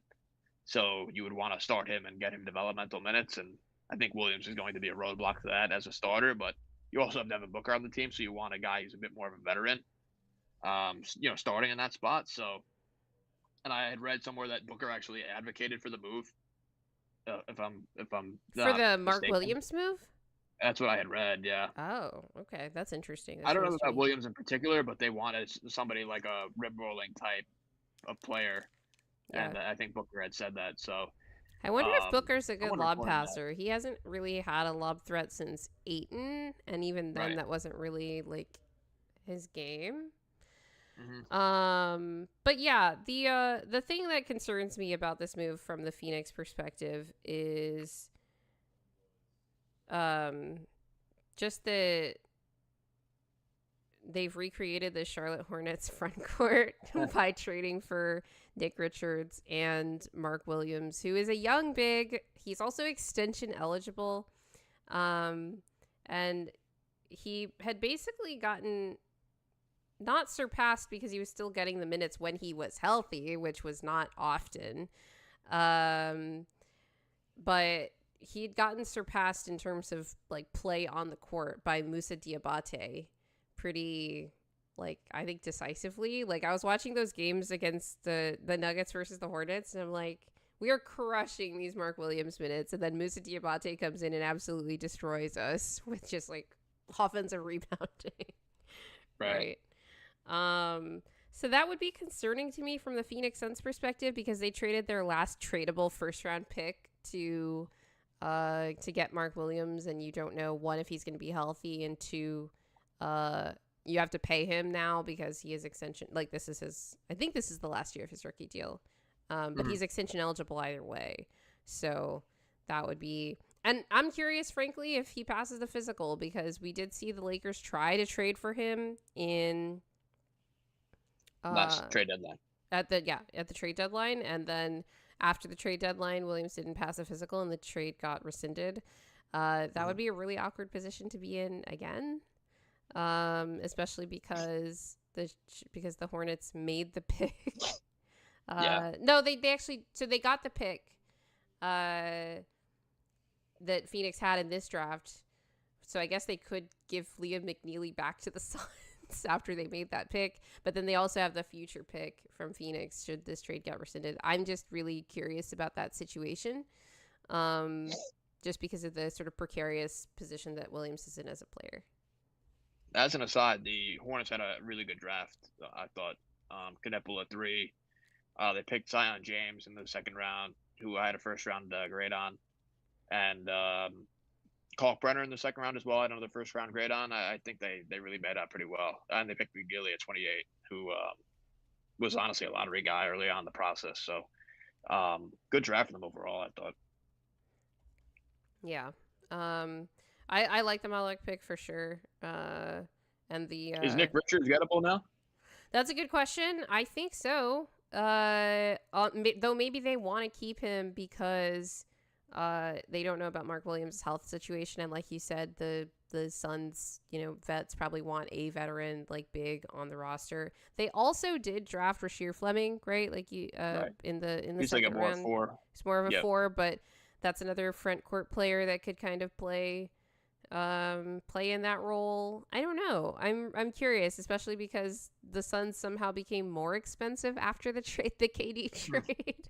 I don't even know how they did that, like mathematically speaking, but they somehow managed it. Is Richards gettable for the Nuggets though, or is he out of the price range as a trade asset? He's like about $5 million, million, yeah. So I don't know. Dario could have his reunion with the Suns. If they hate Nick Richards. Yep. There's no assets between both of these teams, frankly, to trade between them, because the Suns basically used all their second round draft capital to trade up to get Rasheer Fleming in the second round. Early it was basically a first round pick because he went number 31.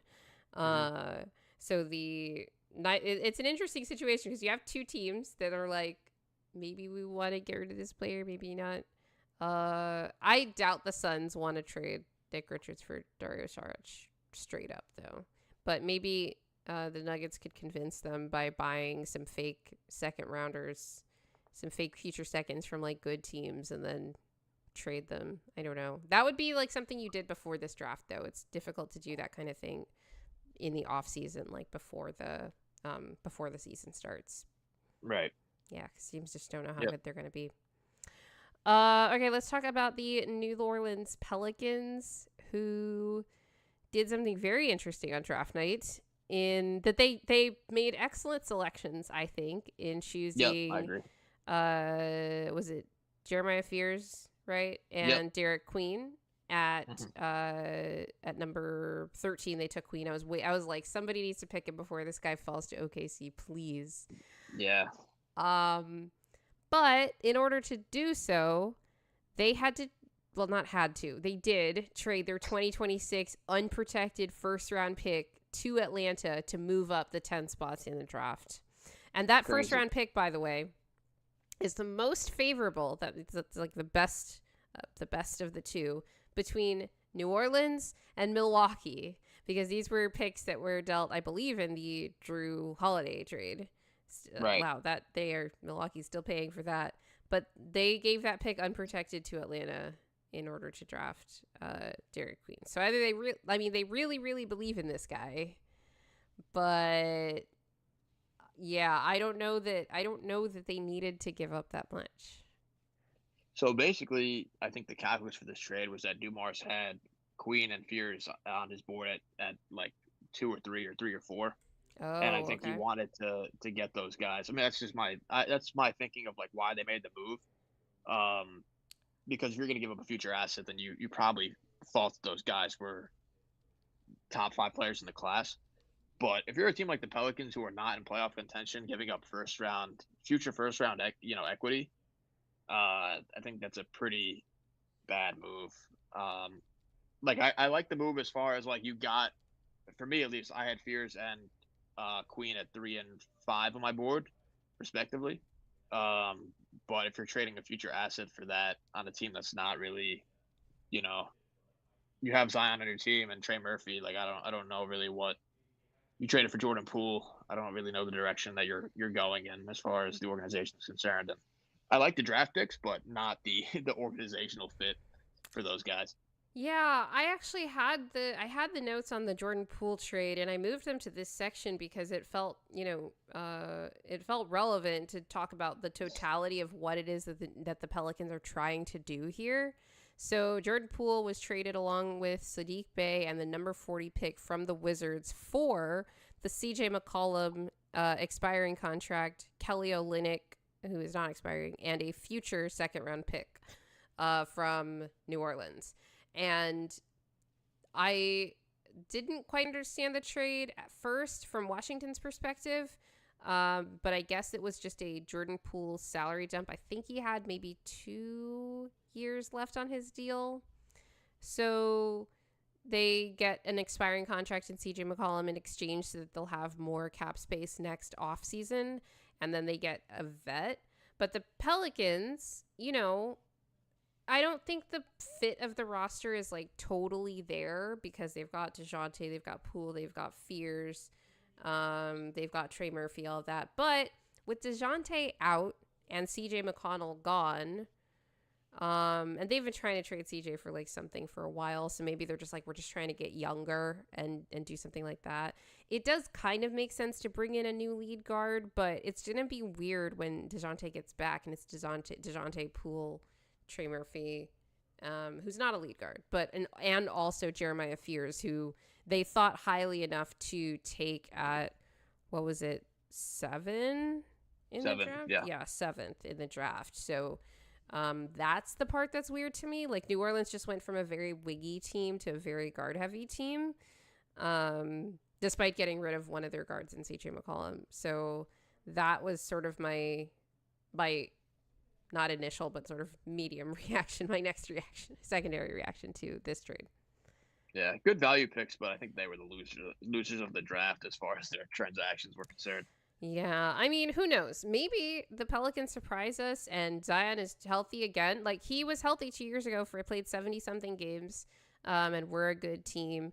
Now they have Poole to replace DeJounte while he's rehabbing from his Achilles injury, which is another one that we forgot to talk about on our last show about all these Achilles injuries that have been happening.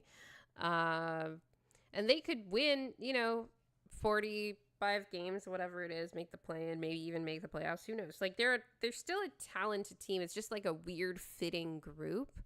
So that pick might not actually be that valuable. I just think that the downside risk of like, what if they just have another season like this one is definitely there because of the personnel that they have and the, their injury history. So it was weird that they went with that unprotected. Like, I think that Atlanta probably does the same deal if they offer like a top 10 protected, pick as the sort of compensation for moving up.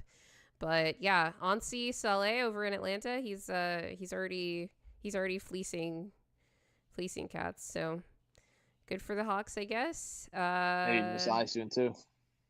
What's that? Masai maybe too soon.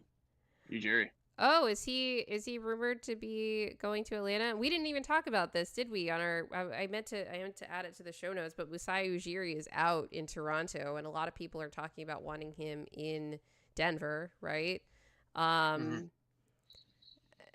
I'm going to be honest, the rumors about Masai being out of favor, I would say, in Toronto have been going on for well over a month. And I think if Josh Kroenke were interested in getting Masai in the building for an interview, that could have been arranged. And I don't think that was something that they were interested in, probably for money reasons. But it seems like they want to just kind of take the whole organization in a younger direction, right? Yeah. I don't know if their split ended too greatly when Masai left. Really? The organization back in. Yeah, no, I don't really know if that was like an option to really bring him back. Maybe, but it's also been reported that Masai was the one who gave them the recommendation for Tim Conley when he left. So, and that kind of worked out eventually-ish. True. Right. Yep. All right, the last thing I've got here on the draft is just about the Brooklyn Nets, which actually was like the story of the draft. If we're being honest, it was them and the Pelicans making that kind of insane trade. Yep. Did the Brooklyn Nets actually intend to draft 5 players in the first round? Or did deals that they thought they had in place to consolidate those picks and either move up or trade for future assets from teams that wanted to trade in just fall through? I think the latter. I know they liked Harper a lot. Every Rutgers game I was at watching Harper and Bailey, Sean Marks was in the crowd watching. I know they like Bailey, and I think that Bailey wanted to go to the Nets, but wasn't able to, get there because the Jazz picked him. So I did actually think that the Nets wanted to move up to either get Harper and then Bailey. I thought they wanted to pick at 7, or whatever pick they were at early in the I think number 8, Demon went. So I think that kind of threw off their process. But yeah, taking 5 picks I think is pretty ludicrous. That's actually a record from what I read. 5 picks. Really? Yeah, I mean that kind of tracks, right? Because how often does a team have 5 picks to start and let alone actually use them by the end of the night, right? Right. And they went for a certain type of player as well, which I think were Washington mainly had 4 last year. Washington had George, Bob Carrington, and Sarr. So Was it 3? just 3 then? Maybe they also picked one in the second round, and that's what I'm thinking of. Yeah. I think they picked someone in the second round. But they went for a certain archetype of player. The Nets and Sean Marks, they went for passers. And I think with my philosophy on that, from what I said, is it makes sense what they're trying to do, but they didn't really get good passers. They got this is more of like a draft kind of scope. They got guys who were not really good passers only, but they got good passing ball handlers. So like good guys who are like connectors, but they're all like within like one singular issue, I think, than like the whole scope. Like they can't really score the ball without being pass first, which I think is problematic. But if you're seeing how the league's trending, having more creators, I think is definitely what they're looking for. So I don't think it was honestly a bad like thinking in the process, but they picked a lot of guys who I had low on my board, and I think the Demon pick was a huge overdraft at 8. I think they kind of were scrambling after Bailey got picked off the board, and they couldn't really do anything else. So I thought they were the clear losers of the draft, and I think they're going to tank. Yeah, for but when you say they couldn't so. do anything else, like they could have traded for future draft picks from teams that wanted to trade in. Right, that's true. Yeah. I mean, unless the teams were just not willing to do that, and that's something that clearly Denver wasn't willing to do, because that 2031 and the 2032 that became available on draft night would have been valuable assets should a team want to trade in. I would not have advocated for Denver to use that draft capital to trade into this draft. But maybe other teams were in similar positions where they're like, it's not really worth it for us to trade this very valuable future first for whatever. But, Brooklyn has a lot of different like first and second round picks in the next few years that they could have consolidated in some kind of deal like that. So I just thought it was weird that they actually used all 5 picks. Yeah. They're tanking. Yeah. They're going to tank for either DeBonsa or Boozer. Yeah, they got to tank for DeBonsa and just try it again. And this time, maybe they might have to fire Jordy in the first month if they start off hot like they did this year. Yep. My last note on draft night were just some comments that we got from Lawrence Frank that I think are relevant to Denver. These are courtesy of Justin Russo, who covers the Clippers.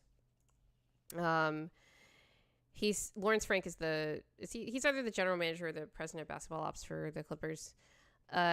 This was in reference to them choosing Yannick Conan Niederhauser, who's a 7-footer that they drafted at number 30, who's a center. He said, quote, "There's a 15% chance that a player is in the league in 5 years as a rotation player when selected this late in the draft. You're just trying to do your best to beat that math." And I just thought that was a very prescient, quote relative to the Denver Nuggets. And maybe it has a lot to do with Josh Kroenke's comments about how, well, you just got to develop these guys because we got to turn them into value. It's like, well, sometimes these picks just don't work out. And ideally, you're not in a position where you absolutely need them to. But that's whether you need them to work out for you or you need them to work out enough to be valuable trade fodder, basically. But that's the situation that Denver is in. And I want to just kind of everybody to keep that in mind as we go through this internal development exercise over the next, hopefully just one more season of this nonsense.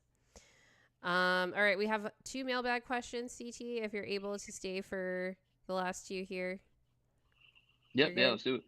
Yep. All right. So on our last show, like I said, we didn't get to all our mailbags, and these were the 2 that didn't pertain to any of the topics on the show, so I saved them for last.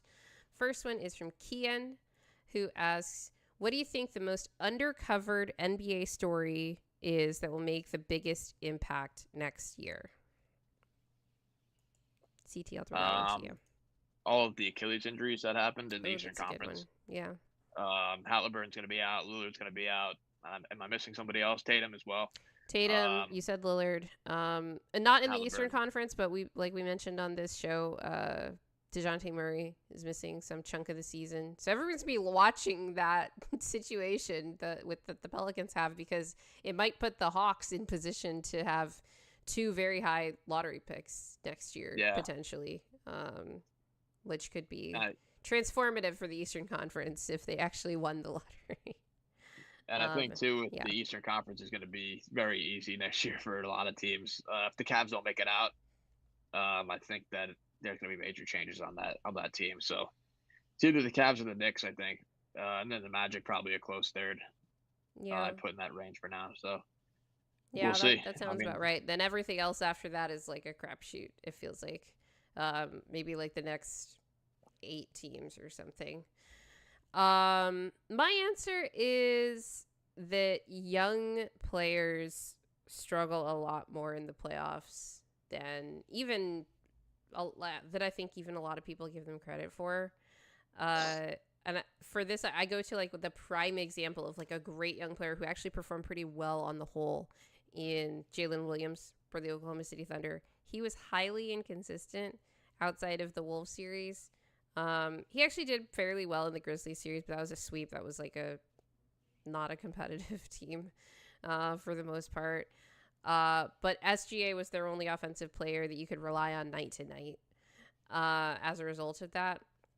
But my but here is that J-Dub has this incredibly high floor, right? He's not a player he's obviously, that's why he went so high in the draft as he did. He's not a player like, Jonathan Kuminga or even Benedict Mathurin, who, when they're not scoring, they're not giving you anything else impactful on the floor. And I think, like, J-Dub, honestly, if he had not gotten injured kind of middle of the season, and I think he just barely missed the games played cutoff, I would have had him on my DPOY ballot pretty easily because of his versatility and what he means to OKC's defense, which is like really tough because there are so many good defenders on that team, but I think that his impact is that big. So for me, it's just like young players that have a really high floor skill that just allows them to continue to make an impact are going to be really, really important going forward as teams try to get younger and cheaper and deeper. You want to try to get the right kind of youth, and I think that's my story on that one. Okay. No, that's a good point. The last mailbag we've got here from frequent commenter, HM Yes, who says, which teams are you guys high on for next season? I'll let you give me your top 3 teams that aren't like contenders. So get rid of OKC, Cleveland. Yeah, that's it. Who are the other contenders? Yeah. The Knicks, I would say, I think will break through next year. Break through as far as like getting back to the Eastern Conference Finals. I think. Yeah, I was gonna say they got pretty far this year. What's a breakthrough? Just winning it all? Yeah. The Knicks. Let's think of a West team. Maybe. I really don't think the Grizzlies. The Clippers, maybe. I don't know. Clippers, I feel like will be pretty good. Playoff wise, probably. I think they'll bow out early again. Then the Eastern Conference, I think the Magic. I like the Magic actually for next year. I think they have a decent shot with Bane in the fold. They gotta add some more offense there. So I'll probably say Magic, Clippers, and the Knicks. I think the East is wide open. Maybe give me any team in the East that could make a difference. And yeah, honestly, even the Hawks. Someone was saying like they're gonna make the Eastern Conference Finals next year, and I was like, did that say the Hawks? If Porzingis is healthy, I mean, they I was gonna say, I think I said that before Porzingis got traded. I think that does change my view on the team. If he is healthy, he can really change their dynamic and give them a little bit more punch. I just don't know if he can rely on that. But the other thing, honestly, like I think Jalen Johnson's health matters way more than Porzingis' stuff. So. Yeah, for me, it's going to be Houston because, like, Houston and Orlando for the same reason, which is like they were great defensive teams last year, but they couldn't score for shit in the half court in the playoffs, or in Orlando's case at all. And then on top of that, I'm not high on this team for next year, but I could be, and I'm curious about them. And that's the Los Angeles Lakers. They obviously, after the Luka trade, didn't have time to fill out the rest of the roster. They rescinded the Mark Williams trade, I think probably rightfully. I was very annoyed when they did that because I wanted them to have an unreliable big who's perhaps on the downswing and all of that. But who knows? Maybe Luka would have fixed him. I'm curious what they do this offseason to fill out the rest of their roster with their big depth. I mean, they're just their starting bigs and their big depth, and their wing depth. But that could be a really interesting team next year, especially if expansion actually gets announced soon and expansion bids start and LeBron announces his retirement tour. That would be funny. Yes, very. All right. CT, do you want to tell the people where they can find you? Yeah, thanks, Grace and Will, for having me on the show. Always enjoy coming on. I think it's probably like my fourth time or third time on the show. So thanks for bringing me on all those times, and always great speaking with you guys. So yeah, you can follow me on Twitter at CTFazio24. Dropped a bunch of draft stuff this week. So much. You were on DNVR. You were on Ben Pfeiffer's channel as well. I didn't even realize that you were streaming during that time too. You were were you going there in between your hits on DNVR during the draft as well?